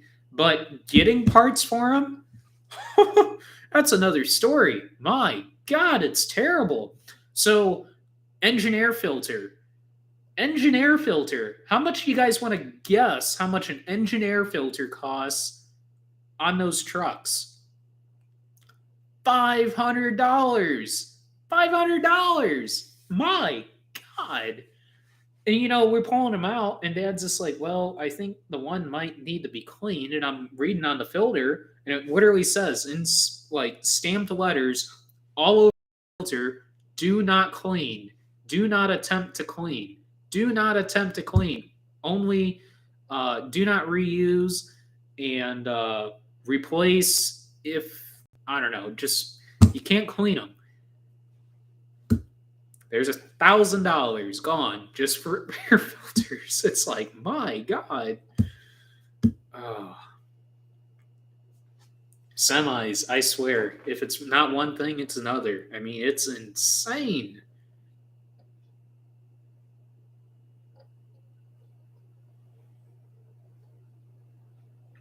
Now, these are DD15s. I've heard real mixed opinions on them. Fuel economy is great. We get about, in our opinion, is great. I mean, in the black semi that we've got and the old blue semi that we did have, we get about 5 miles per gallon. On these, we get about 7 to 7.5. Now, the black semi, that T600 Kenworth, that's a 95, and it's got a 12.7 Detroit in it, and it's running 470, 475. These trucks, the one's set at 505 ECM, and the other's set at 509. So what we ended up doing, we talked to Steinbauer, because Detroit Diesel up in Gary wouldn't even touch them. Freightliner, they wouldn't even touch them. They won't even turn them up. Neither one of them would. ECM, they're just like, it's set, whatever. We can't do nothing about it. So we talked to Pittsburgh Power.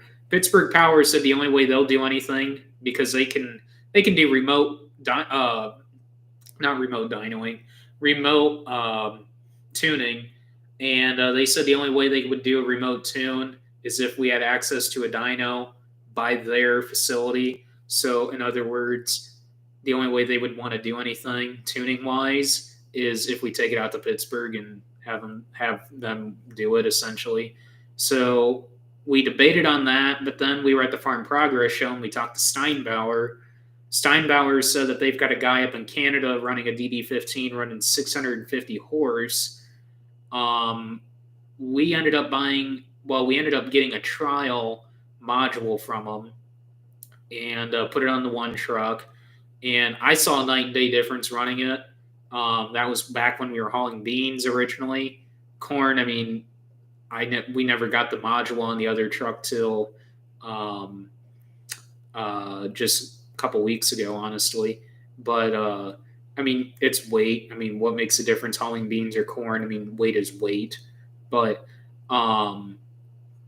the module definitely made a huge difference on it. I mean, already these semis were like driving a pickup, but now it's like 10 times better as far as taking off in the light. Originally, you could take off in about third gear if you wanted to, but now, I mean, if you absolutely wanted to push it, you could easily take off in fourth, loaded. But these are 10 speeds, by the way, also 373 rears. So really impressed with the Steinbauer modules. Honestly, I would highly recommend that if you're wanting to do something easy. Something with a turbo if we wanted to as well, because they actually had a guy there from Scheid Diesel at the Steinbauer booth, and he said if we weren't totally 100% happy with the Steinbauer module itself, that we could change the turbo potentially and put a larger turbo on there and definitely make a difference there. But we're pretty content with them how they are. So essentially, based on I can't remember the exact horsepower increase, but what I figured up originally on after the increase, we're getting anywhere about 6,010.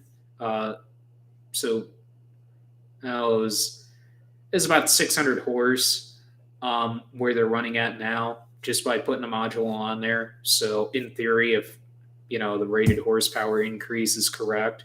So like I said, though, really happy with it. Have it on both semis.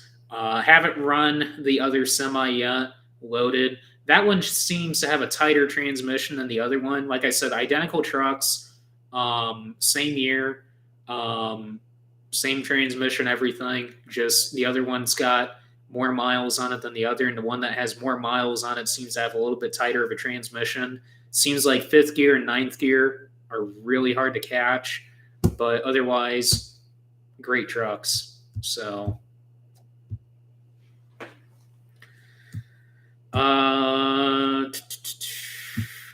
propane injectors, that's cool. So, back to that air filter story. Dad went on Amazon and found them for $250 a piece. So, I don't know. It's insane. 15 speed with 333 rears. Nice.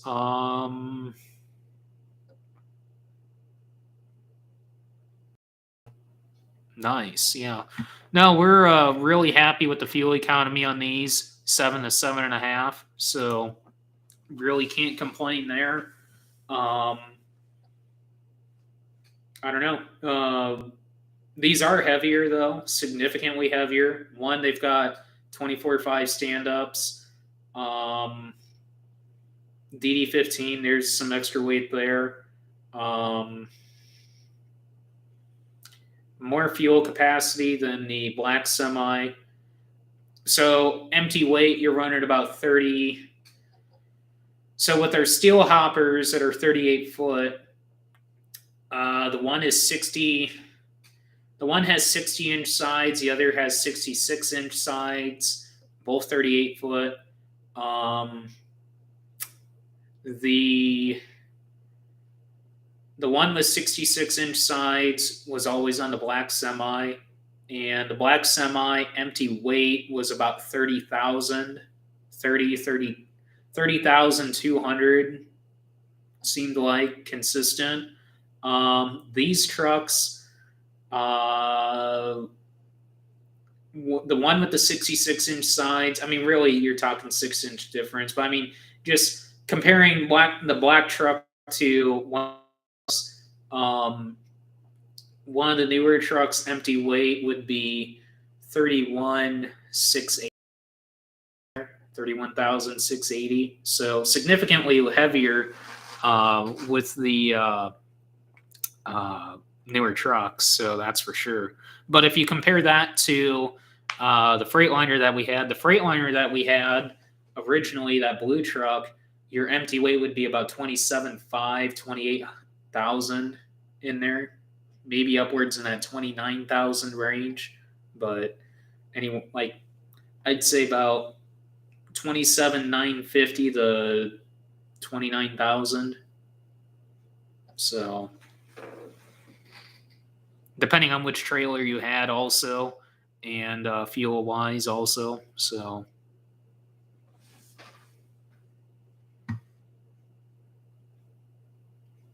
Yeah, that's pretty cool, Bill. Yep, so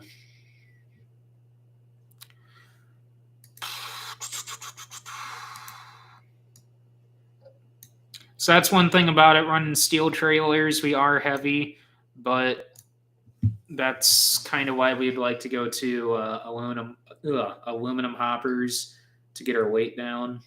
So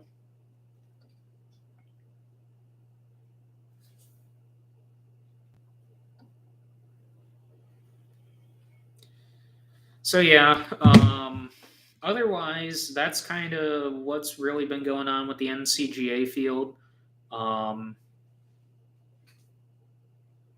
So 2022, basically roughly the same program, same field, varieties, and increased population. So management tactics are going to be pretty much about the same. Otherwise, that's about it. Yeah, that would be really nice to get our empty weight down around 25,000 compared to 30,000. I mean, that 30,000, I mean, it's not bad, but when you want to haul 1,100 bushel, 1,180, or you're up there in weight. So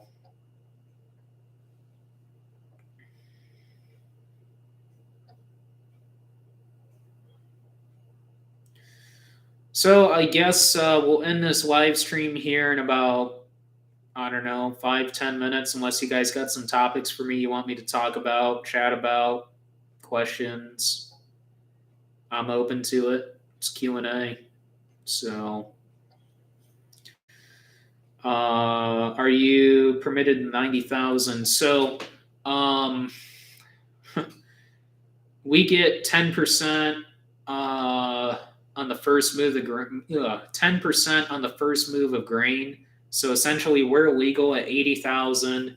So most of you guys know about the 10% rule. We're allowed 88,000 on the first move of grain. So essentially, first move of grain out of the field. So not out of the bin. So. Have you thought about splitting your contest corn to 15-inch?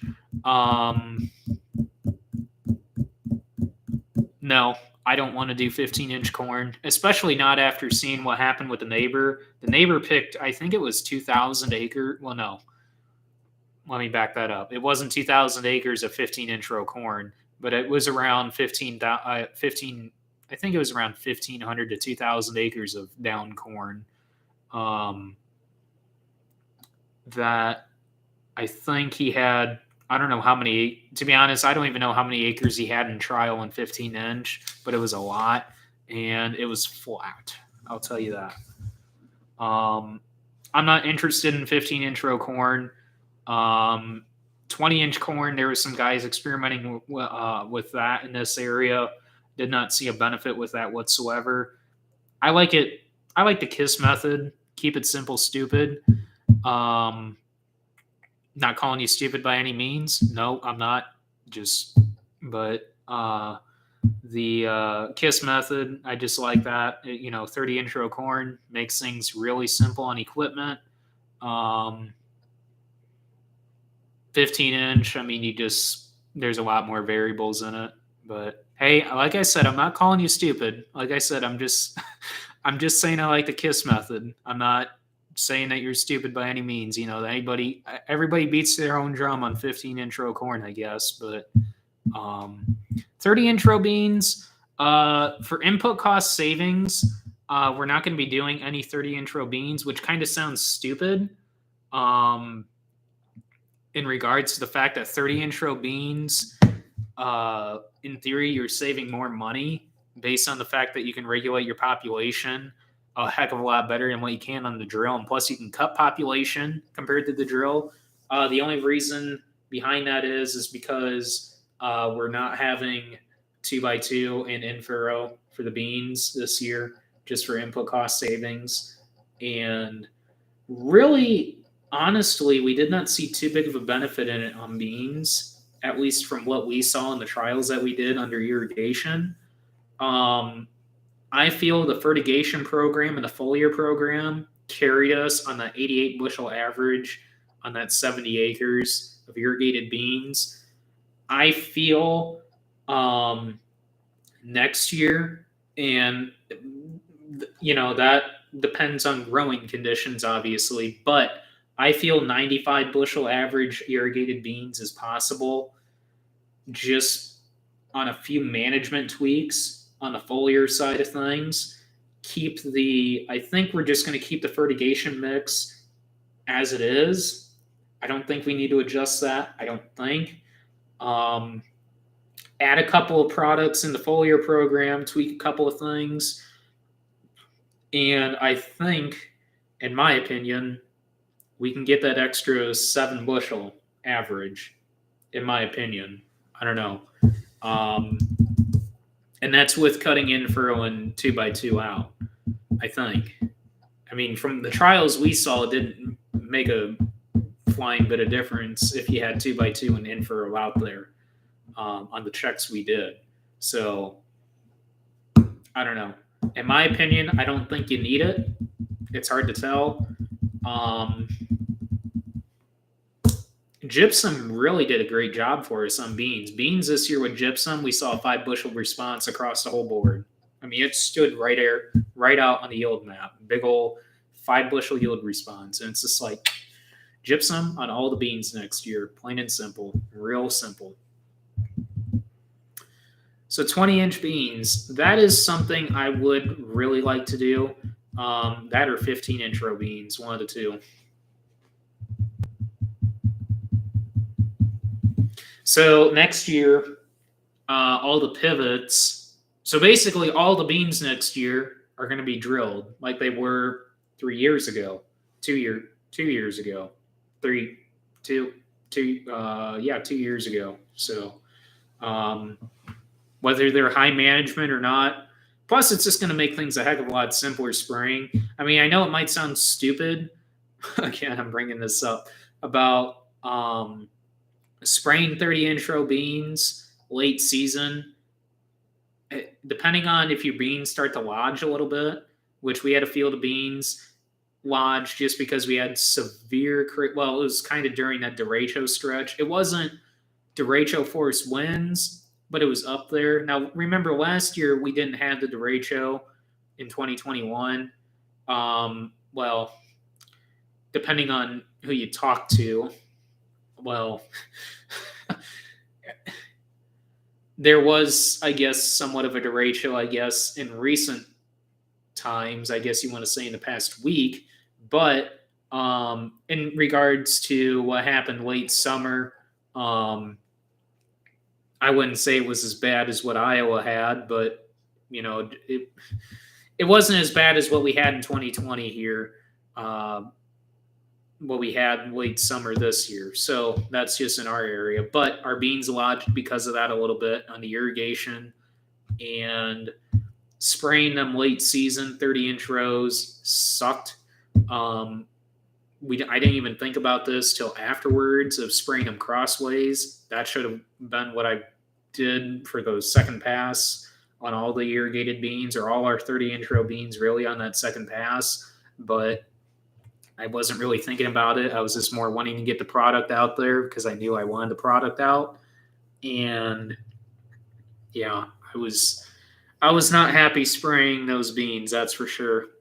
And that was just mainly due to the wind. Wind and wind only. So, but no, that my opinion is I think we can do 95 bushel average on your irrigation. And that's by going out of 30-inch rows and going back to drilled, and taking the quadrant and in-furrow out of the equation. And we just did, it wasn't just premium in-furrow and quadrant. We were running 2 gallon of thiazole in the 2x2 with the quadrant, and then premium in-furrow was just in the in-furrow. So by taking those 3 things out, that's a pretty big cost savings, especially with thiazole. Thiazole price is out of sight. So I don't know. That's just my opinion. I think it's obtainable. Whether or not we can do it, I guess we'll find out next fall. So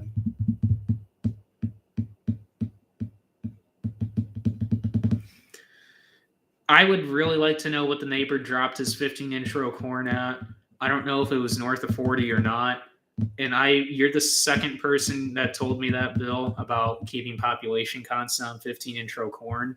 A lot of people, like you said, have a misconception of increasing that.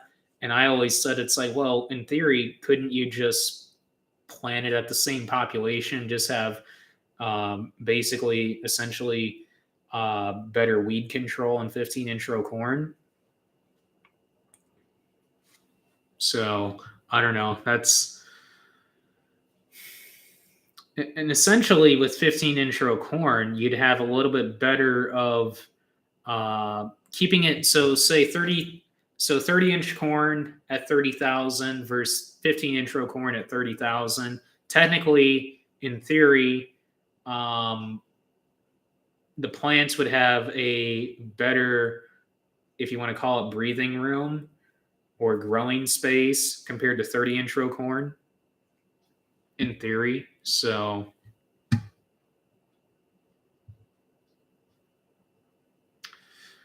in the 5 years I've owned my planter, it was the first year I put the splitter on. See, so one of the big things is that or one of the big things that's leading me to believe, and so is Dad, that we can do higher yielding or high yielding beans with the drill is because, so take for instance, we had some on that field, but I'll just call them replant beans in that irrigated field. So we had some replant beans, and let me pull up Field Analyzer Beta here. And canopy's faster. Better water holding capacity. Yep. So that's what I heard on 15-inch row corn. I'm not completely ruling it out. I just don't know. It's just equipment. It just boils down to equipment. If somebody would give me a 30-foot, if somebody would let me try or let me use a, one, I got to have the capabilities to do 15-inch row corn as far as planting it, and also side dressing it and harvesting it. If I had the capabilities, which a 15-inch row bean planter is someday going to happen. So that would essentially be taken out of the equation. But if I had a way to side dress it, which I think I could figure out how to side dress that with our current setup. So take that out. Well, you know what I could do? We could just fertigate it and just side dress it and do it that way and fertigate all the nitrogen through the pivot.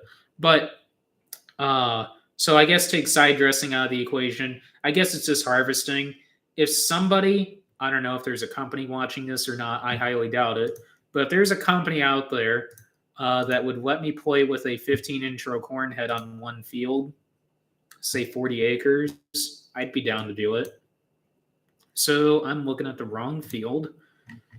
So let me go to the replant beans. Now, these weren't replanted very late. These were replanted, I would say, towards the end of May. So and these are all treated the same: fertigation, 2-pass or 3-pass foliar. Sorry. So 3-pass foliar, fertigation. Yeah. So where the drill ran averaged 89.13, and where the planter ran in 30-inch rows, it averaged, 1 second,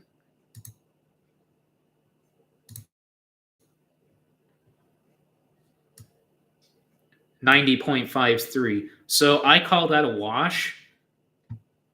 So 90 bushel.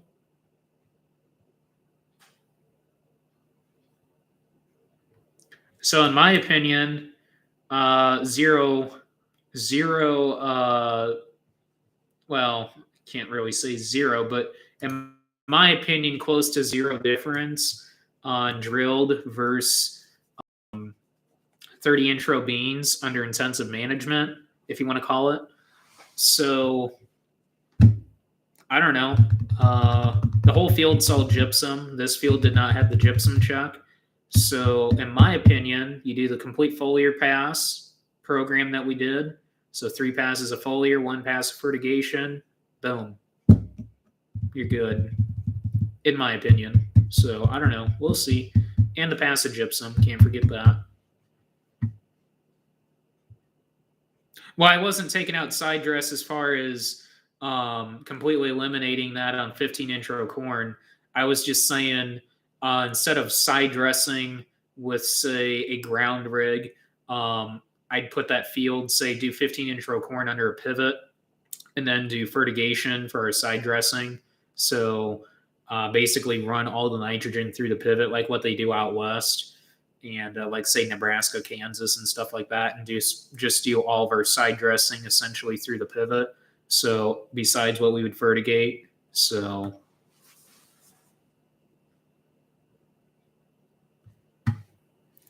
our 30-inch row beans in a drought year went 45, 15 went 30. Wow. Yeah, that's quite a bit of a difference. So for those that have the capability to fertigate and are wanting to do higher management beans, I guess, we saw some pretty shocking results with the fertigation mix that we used last year. 10 bushel yield response, dead even on a monitor. So we will be using that for sure next year. So depending on what we decide to do here, we could have more irrigated beans next year. And I'm kind of hoping we actually do switch, even though I really don't want to have to drill more beans. I don't mind drilling beans. I just wish we didn't have a 20-foot drill. So it would be cool to have more irrigated beans to play with and see if we can replicate what we did last. I feel when 10, I'm looking at Field Analyzer beta right now. When 10, well, Field Analyzer would show this too. So it gives me a yield breakdown based on percents of the field. So 21% of the field went 88.87, 17% of the field went 93.95, and 10% of it went 99.69. So you might as well say 100. 10% of that field went 100 bushel. It's pretty good.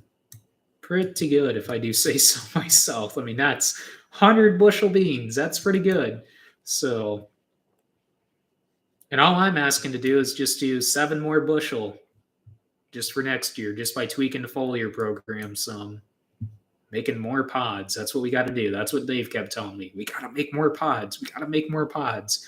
Yeah, I know, Dave. Next year. There's always next year.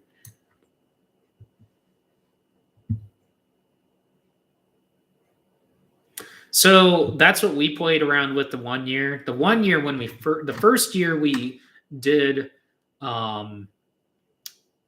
early season planning on soybeans, it was with the drill, and it was 2017, I think it was, and that was dropped at 170,000. So I don't know what our final stand was. I don't remember, but drilled 7.5 inch, and those average 72 dry land.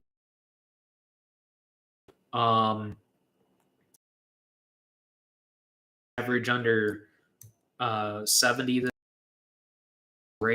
Really great bean yield this year.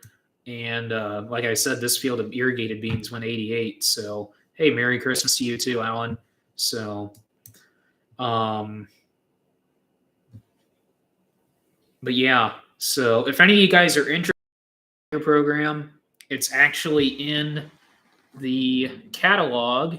And the cool thing is the catalog, which I've talked about this in a previous stream, the catalog has the program sheets I made up. So the program sheets I made this year are actually in the catalog. So that's pretty cool. So if any of you guys are interested in a catalog for this year, for 2022, let me know and I'll mail you one along with some other information, and be more than happy to work with you guys. That's for sure. So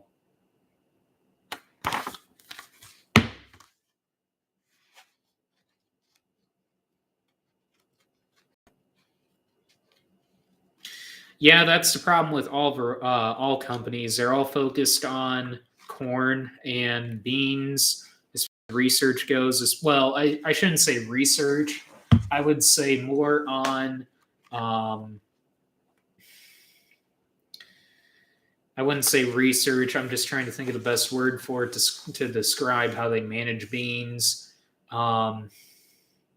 Characteristic traits are kind of neglected on beans. You kind of read through bean varieties, and it's kind of like it doesn't matter. It's just what maturity range are you looking for? Which has the highest Phytophthora resistance or SDS, or if you really want to boil it down to it, and are you that picky and choosy on what color blossoms you've got, white or purple? And then cyst resistance. I mean, that's a big thing in our area. But the problem is you basically have to figure it out for yourself. And that's the cool thing. I think that's why a lot of people in our area really respect us as being a pioneer rep and being a farmer rep, I guess you want to say, because we do, PKP plots on our ground, on our acres. So most of us have relatively the same soil type as us. They're able to see, they know what kind of management we do to the fields, and they're able to know what varieties are best going to suit their acres, because they know if it works on our acres, it's going to work on their acres because we have relatively the same soil type. So that's really huge. And we don't BS on the yield data whatsoever. Whether you guys think I do or not, that's entirely up to you. I can sit here and say I don't, but whether you believe me or not, I guess, I don't lie, I guess. So I don't really see a reason to sit and lie about yields. I mean, I really don't see where it gets you in life. So I don't know. That's just my 2 cents. But 32A87s has been a solid Liberty bean for our area, Pioneer. I mean, it's, proven point right here, did 88 bushel across this irrigated field. On the dicamba side, 27A17s and 32A71s are really kick butt beans, and 31A22s. 28A42s is a really strong Liberty bean, along with 25A96s. 25A04s is a really good one as well on the dicamba side. Enlist, haven't really gotten our feet too wet on Enlist, but we did have a PKP plot out for Enlist. Enlist, 29T37s and 32T26s. The 29s did 89, and actually the 32s averaged 90.6. So for Pioneer beans next year, we are planning as of right now, unless we can make a switch, and I don't think we can make a switch as of this point because we already put them down as treated, and I don't know, without checking with our supply person, if we can make a switch on those or not, but we're all Enlist right now. And the only reason why we're all Enlist is because of Liberty concerns. But now, after talking with Logan's, I'm potentially being able to buy Liberty from them, which we just don't know their availability. I really wish we would have stuck out on the Liberty because A-series genetics, plain and simple. A-series genetics versus the Enlist. I mean, it's just kick butt, plain and simple.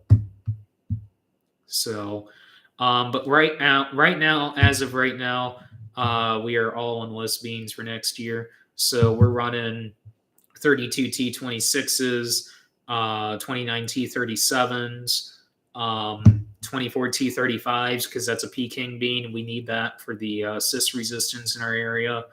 Pioneer will not have, I cannot.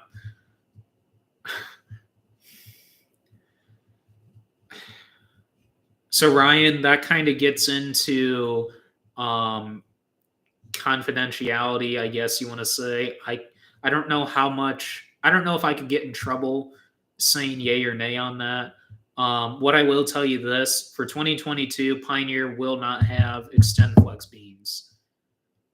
To be honest, on the long term, I have no idea. We have not been told, so I have no idea.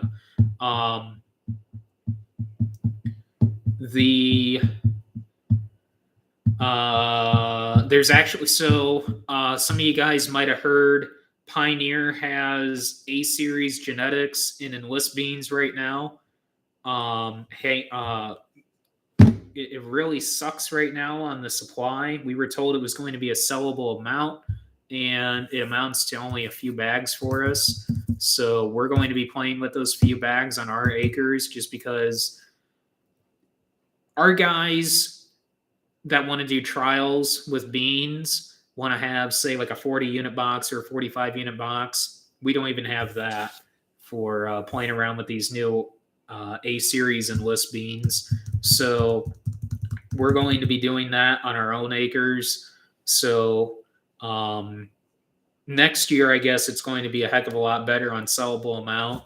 There's going to be a boatload of A-series Enlist beans. So really excited about that. And Dad and I said it all along, until Pioneer gets A-series genetics and Enlist beans, we weren't going to plant Enlist beans, just because we knew how big of a benefit A series genetics is, and it's the only reason, like I said, we're planting Enlist beans for next year is just because of concerns on Liberty, and we want to have that flexibility with 2,4-D. Otherwise, we would plant all dicamba beans, but the places where we're planting dicamba beans, or where we would plant beans next year and have dicamba, it's most guys that we're going to be planting next to are either going to be having Liberty or Enlist beans, or there's going to be tomatoes. So, and I really don't want to plant next to tomatoes. So with dicamba beans, Enlist, I guess they say is 23 time, or no, it's how'd they phrase that? It was 23 times less. We were at a Pioneer Enlist training meeting, and they were telling us that okay, so non-Enlist beans are 23 times less susceptible to being sprayed by 2,4-D than what they are being sprayed by dicamba. I don't know. I guess they showed us some trials there, and it looked good, but I really don't want to try it. You know, I don't want to spray when the wind's blowing towards non-dicamba or non-Enlist beans, and you know, watch them shrivel up and cup like what they do with dicamba.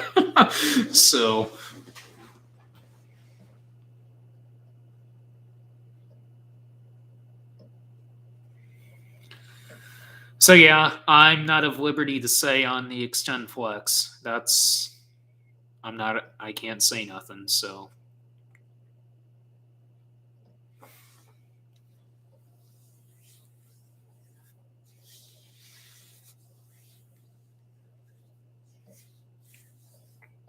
So yeah, I would say our top Enlist bean, I would say would be a 29T37, in my opinion.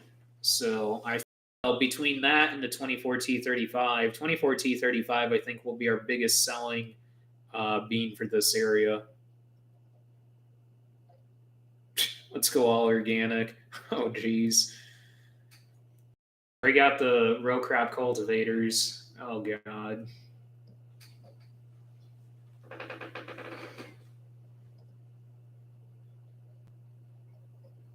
So whereabouts are you located, Ryan? And which varieties? And were you running triples, doubles, Chrome, AMXT? Way back when they had AMX. Well, technically AMXT is Chrome, but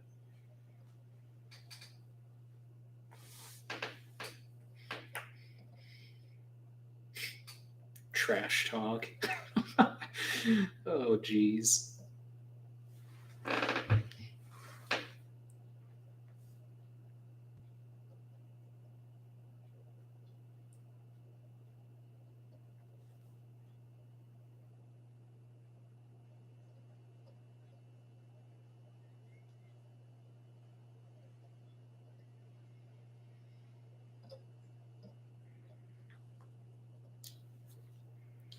So we'll end the stream in 6 minutes, 6:40 or 6:40, 9:40.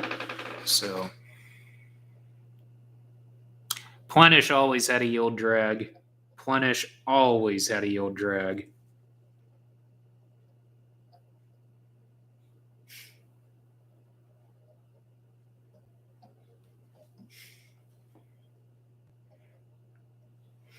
So I posted on Snapchat 11 kicking ass again on taking a picture of the Hua guys with 1222, both Dave and Craig at 602 and 583. And one guy goes like, more like it got its ass handed to it here.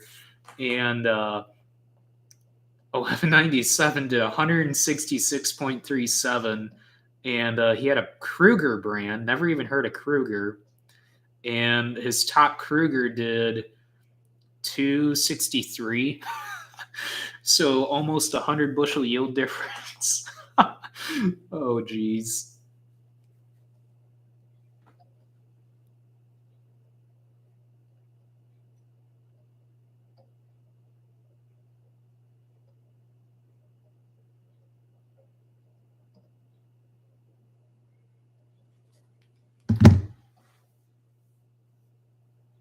So you're on strip till and 95. Okay, so 95-day corn and 92. Okay, so that's kind of out of our realm. Basically, in our area, we're 100 to 115 day. Hardly anybody that I know of in this area plants 115-day corn. There's 1563, which is technically 113 day, even though it's 115 day on paper.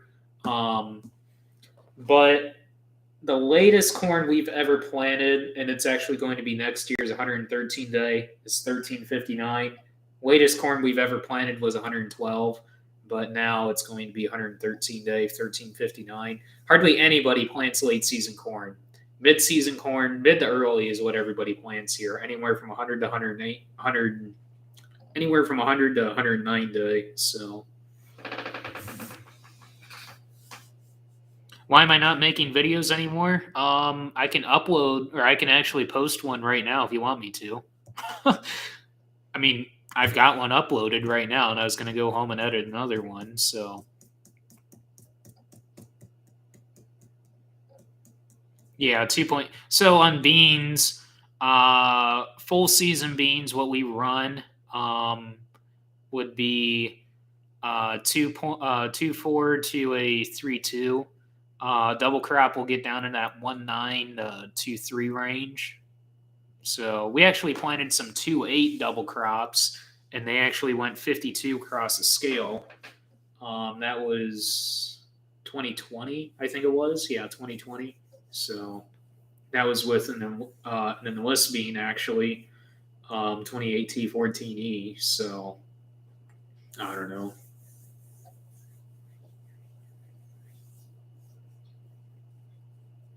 Yeah, nobody really wants to go in that 110 to 113 range. They're afraid of higher moisture levels and dry down, really. So we've never had an issue. So though we stagger our corn a little bit, we tend to plant our later season first, and then towards the end have our earlier season planted last. And it also just depends on where we're starting first. We could start with some mid-season corn and then jump up into that late season corn and then finish out with early, or we could just start out with late and then go all the way down to early. I mean, it just depends on which fields, and we kind of plant based on where we want to start harvesting first. So.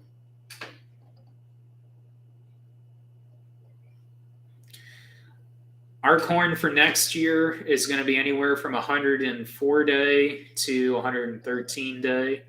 Most of it's going to be in that 109 day range. So.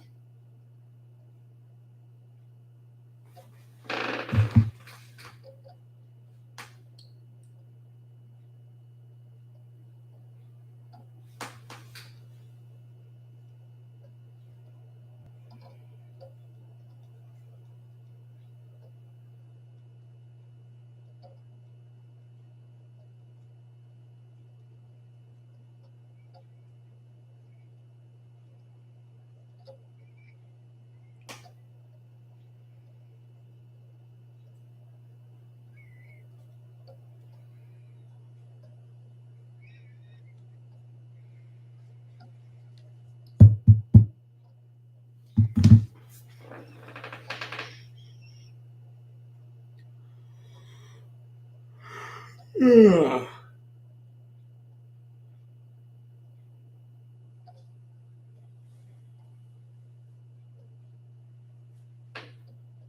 So we'll end the stream at, I don't know, 9:45, 9:50. I don't know. Just depends on how long you guys want to run this. So, like I said, though, if you guys are interested in Logan products, let me know. No issues on availability or delivery. Been working with guys in Ohio, Michigan, Kentucky, Missouri, Illinois. Picking up some guys in Nebraska and Wisconsin and Minnesota, so that's cool. I don't know. I can send you a product guide if you guys are interested. Let me know. Favorite tractor on the farm? I don't know. That's hard to tell.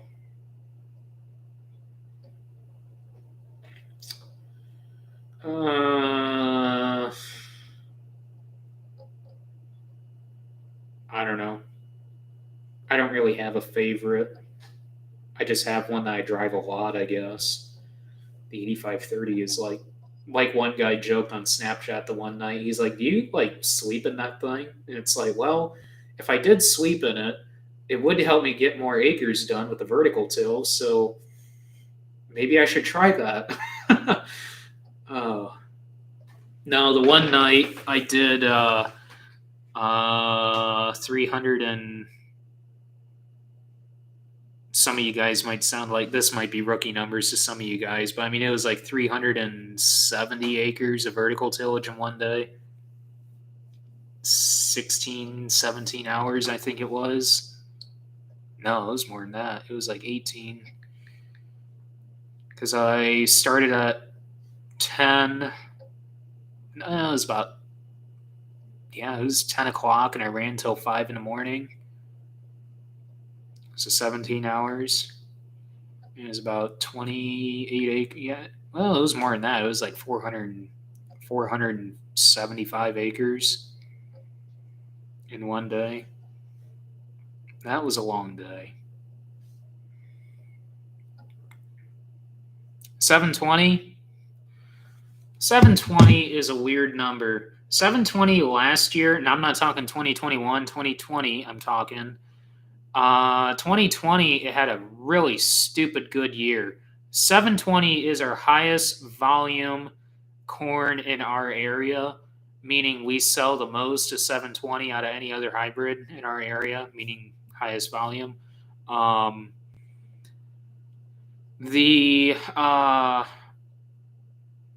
That year we saw stupid good yields with it. This year, 688 mopped the floor with it. 688, I think, just had a really stupid good year. 688 is our drier. Basically, 688, for those of you that remember 506, those of you in Ohio know what 506 is. Those of you in Ohio actually still plant 506 if you have access to it, I'm pretty sure. Because I talked to a bunch of guys over there and they're like, 506 is our favorite number. 506 works stupid good here, just in our area. Outside of our area, in the whole region, in our sales region, it sucked. I don't know why, but for some reason in this little area here in Wanata, Hanna, La Crosse, it just, and Union Mills, it just works stupid good. We still have access to 506, but we got to source it from Ohio. We actually, are we planning? I think we might be planning some 506 ourselves next year, just because we know how stupid good it did this year as well. Because we have a customer that actually that's why we source it. That still holds on to 506. 688 replaced 506, but yeah, I can log on to Connex here real quick and see. But what horse did you have when you pulled the? It was the 8530.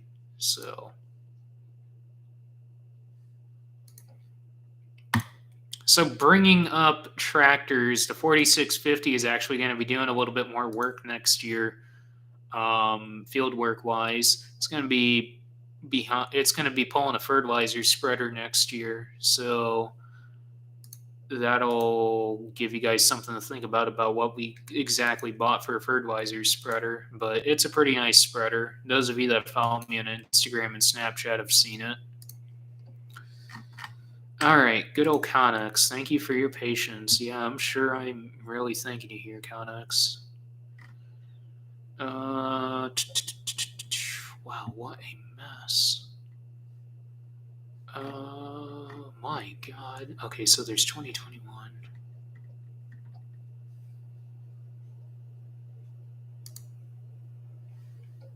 Yeah, we're pointing, yeah, we've got some 506 down.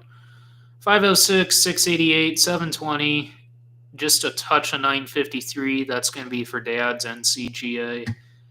995, 1136, 1197, which those bags are subject to change depending on if we switch to beans.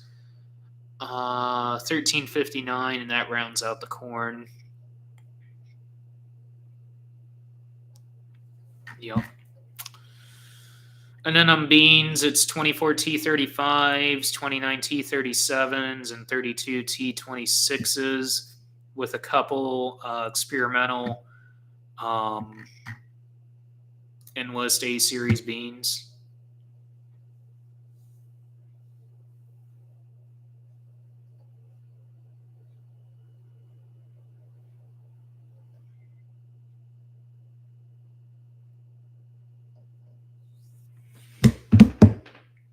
So what's your guys' thoughts on IVT versus power shift on John Deere? Or I guess you could say CVT on the case side, CVT versus power shift.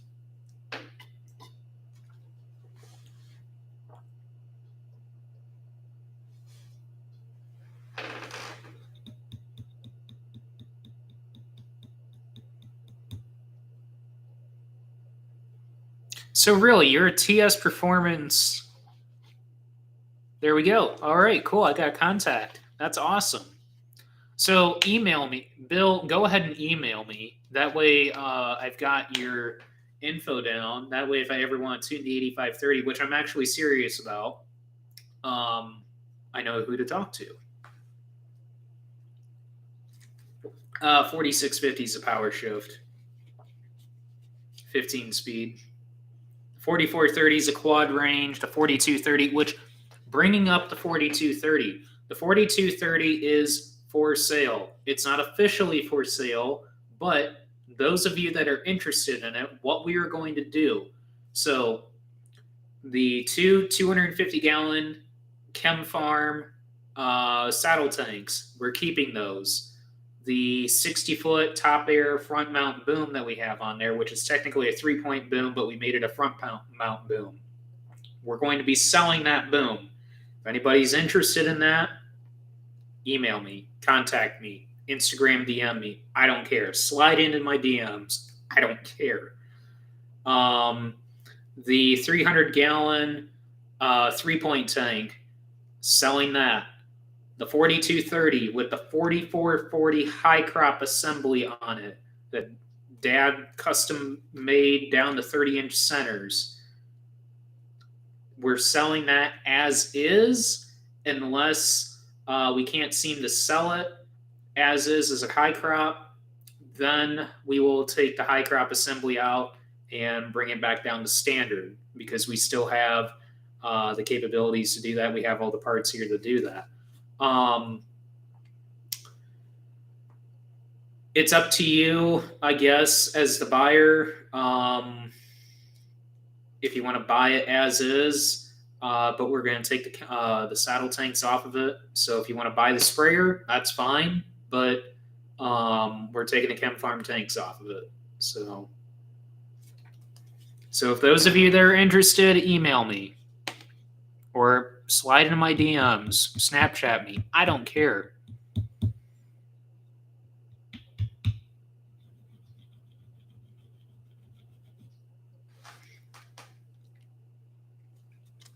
Never had an issue with the power shift in the 4650. Knock on wood. I guess that's not really wood. That's wood. So, IVT, absolutely love it. A lot of guys didn't really think that was a good idea, us getting an IVT, just because we do vertical tillage with it, which we're not doing heavy tillage with it. It's minimal tillage. Love it. Absolutely love it. Wouldn't trade it for a world. I swear. I mean, I wouldn't mind running a power shift or having, like, say, an 8R with a power shift, but I would say the next tractor will have ILS front end for sure, over 13 or 1500 front.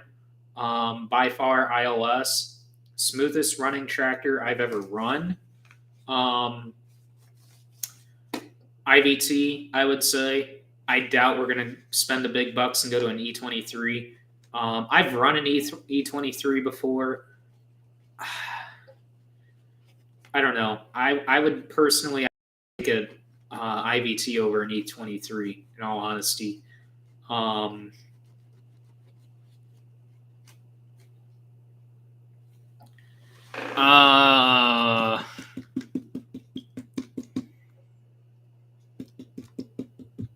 The 4650 has not quite 9,000 hours on it. It's like 8,700.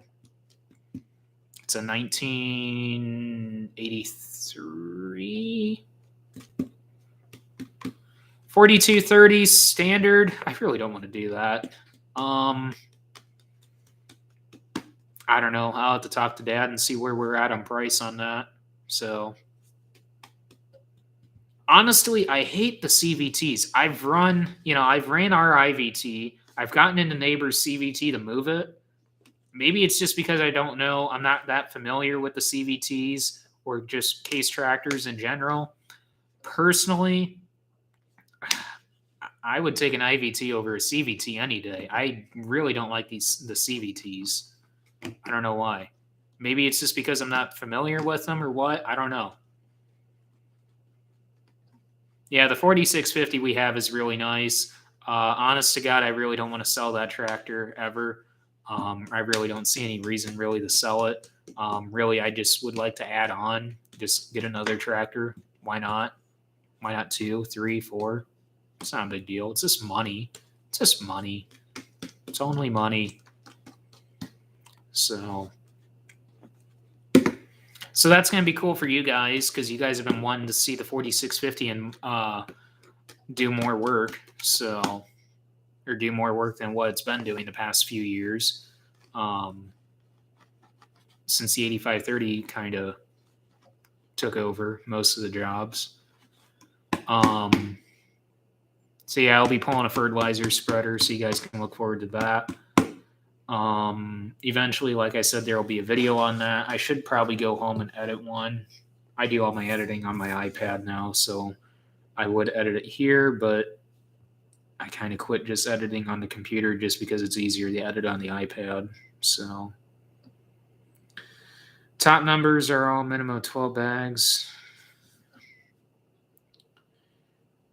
Interesting.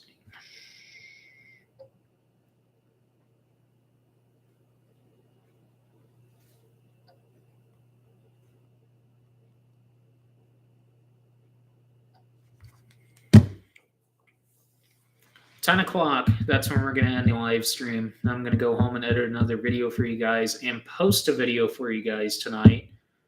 So you guys can look forward to that. It's not that exciting of a video, to be honest. I wasn't very happy editing that one either. So the videos after this one, I mean, I don't blame you guys if you guys skip this video. I really don't care if you guys watch this one or not. It's only like 6 minutes.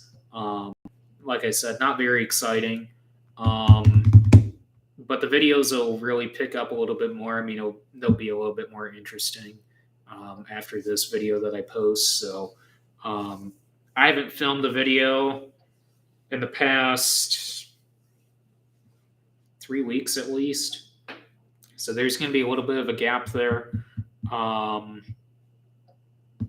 But I'm not really concerned about that because I got a boatload of videos to edit yet. So, and really, honestly, stuff for like YouTube, there really hasn't been too much to really show you guys except, oh, gee, we're cleaning the ditch. So we're cleaning up a fence rail. Nothing really too exciting yet. Eventually, sometime this winter, I'll get some videos out for you guys though on some more current stuff. So. Top yielding corn for this year would have been excluding the NCGA, which was 953 and 1213, which my opinion, don't even plant 1213. 1213 was a dog. because it noses really bad. 953, if you can get your hands on it, plant it all day long. That stuff's awesome. Top yielding corn would have been 720 and 688. Well, 1077 wasn't bad, but 720, in my opinion, if I had to choose between 720 and 1077, 1077 stalk strength and disease resistance, I would take 720 over that in a heartbeat. So, brief review on Conduct's performance. Okay, so all around corn, soybeans, and wheat threshing and grain tank samples have been significantly better running Conduct's KX7s. I really don't care for how Estes or SDs or however you want to call it touts their performance. It's kind of funny talking with the guys that run SDs that do NCGA, especially after they've run SDs, and the only reason why most of them are running SDs is because SDs or Estes is giving them the concave, saying, we know you're a national corn grower. We want you to use our product because we want you to talk about our product. Then afterwards, they're not really impressed with it. Conduct's by far amazing. Cool thing was we were running those concaves before they really got publicized and they really got hooked up with John Deere, which I think are Conduct's concaves from the factory now. That is. So what we run in wheat, it's a little bit different of a than what they would recommend. So we run a straight bar, small wire, or straight, I guess you want to straight small wire. I guess we run that in the middle, but we run I guess you want to call it, it's like a helicoil or helix style A&I concave in the front, small wire in the front. Then in the middle, it's just a straight small wire. And then in the back, we run 2 max thresh from Conduct's for wheat and rye. That does awesome on clean grain samples. In beans, we run the same setup as what we do in corn, and that's 1 max thresh, and then the rest are all max round. It depends on how tough the conditions are in beans. If the beans get to be really tough threshing conditions, we've never done it, but they recommend swapping that second max round out for a second max thresh, or that first max round. So basically, instead of max thresh and then 5 max round, you'd be running 2 max thresh and then 4 max round for tougher threshing conditions in beans. Now, we did that in double crop beans, and we ended up switching back to our wheat settings in beans. So the 2 small wire concaves in the front, the 1 helicoil or helix style from A&I, and then the straight, and then the 2 max thresh. And that's how we run for double crop beans as well. So otherwise, really happy with them. Can't complain. Highly recommend them over any other concave out there. Just my 2 cents. I guess you guys can take that for what it's worth. So thanks, Alan. Thanks for tuning in. I guess thank you guys all for tuning in. I guess we'll wrap that up there. And I don't know. I guess I'll post a video for you guys tonight. Try and get another one edited for you, depending on how I'm feeling here. And yeah, thanks for watching. I don't know when the next live stream will be. I don't know. So, like I said, if you guys are interested in Logan products, let me know. I don't care. And Yeah. So thanks for watching. With that, I'll end the stream. Not too exciting of a stream, but I figured I'd just hop on here and tell you guys what's been going on with that, just because some of you guys really are interested in that information. I know most of you guys aren't, and that's kind of what's being reflected in the views tonight, but I don't care because most of you guys are interested in this information tuned in tonight. So thank you guys for that. Got any more questions on that, on the NCGA stuff? Programs, Logan programs, fertility, shoot me a message. I don't care. Get with me. Merry Christmas. Happy New Year. Thanks for reminding me, Ryan. So Merry Christmas to all you guys. Happy New Year. If I don't see you guys before then on the live stream. And catch you guys later. Thanks for watching.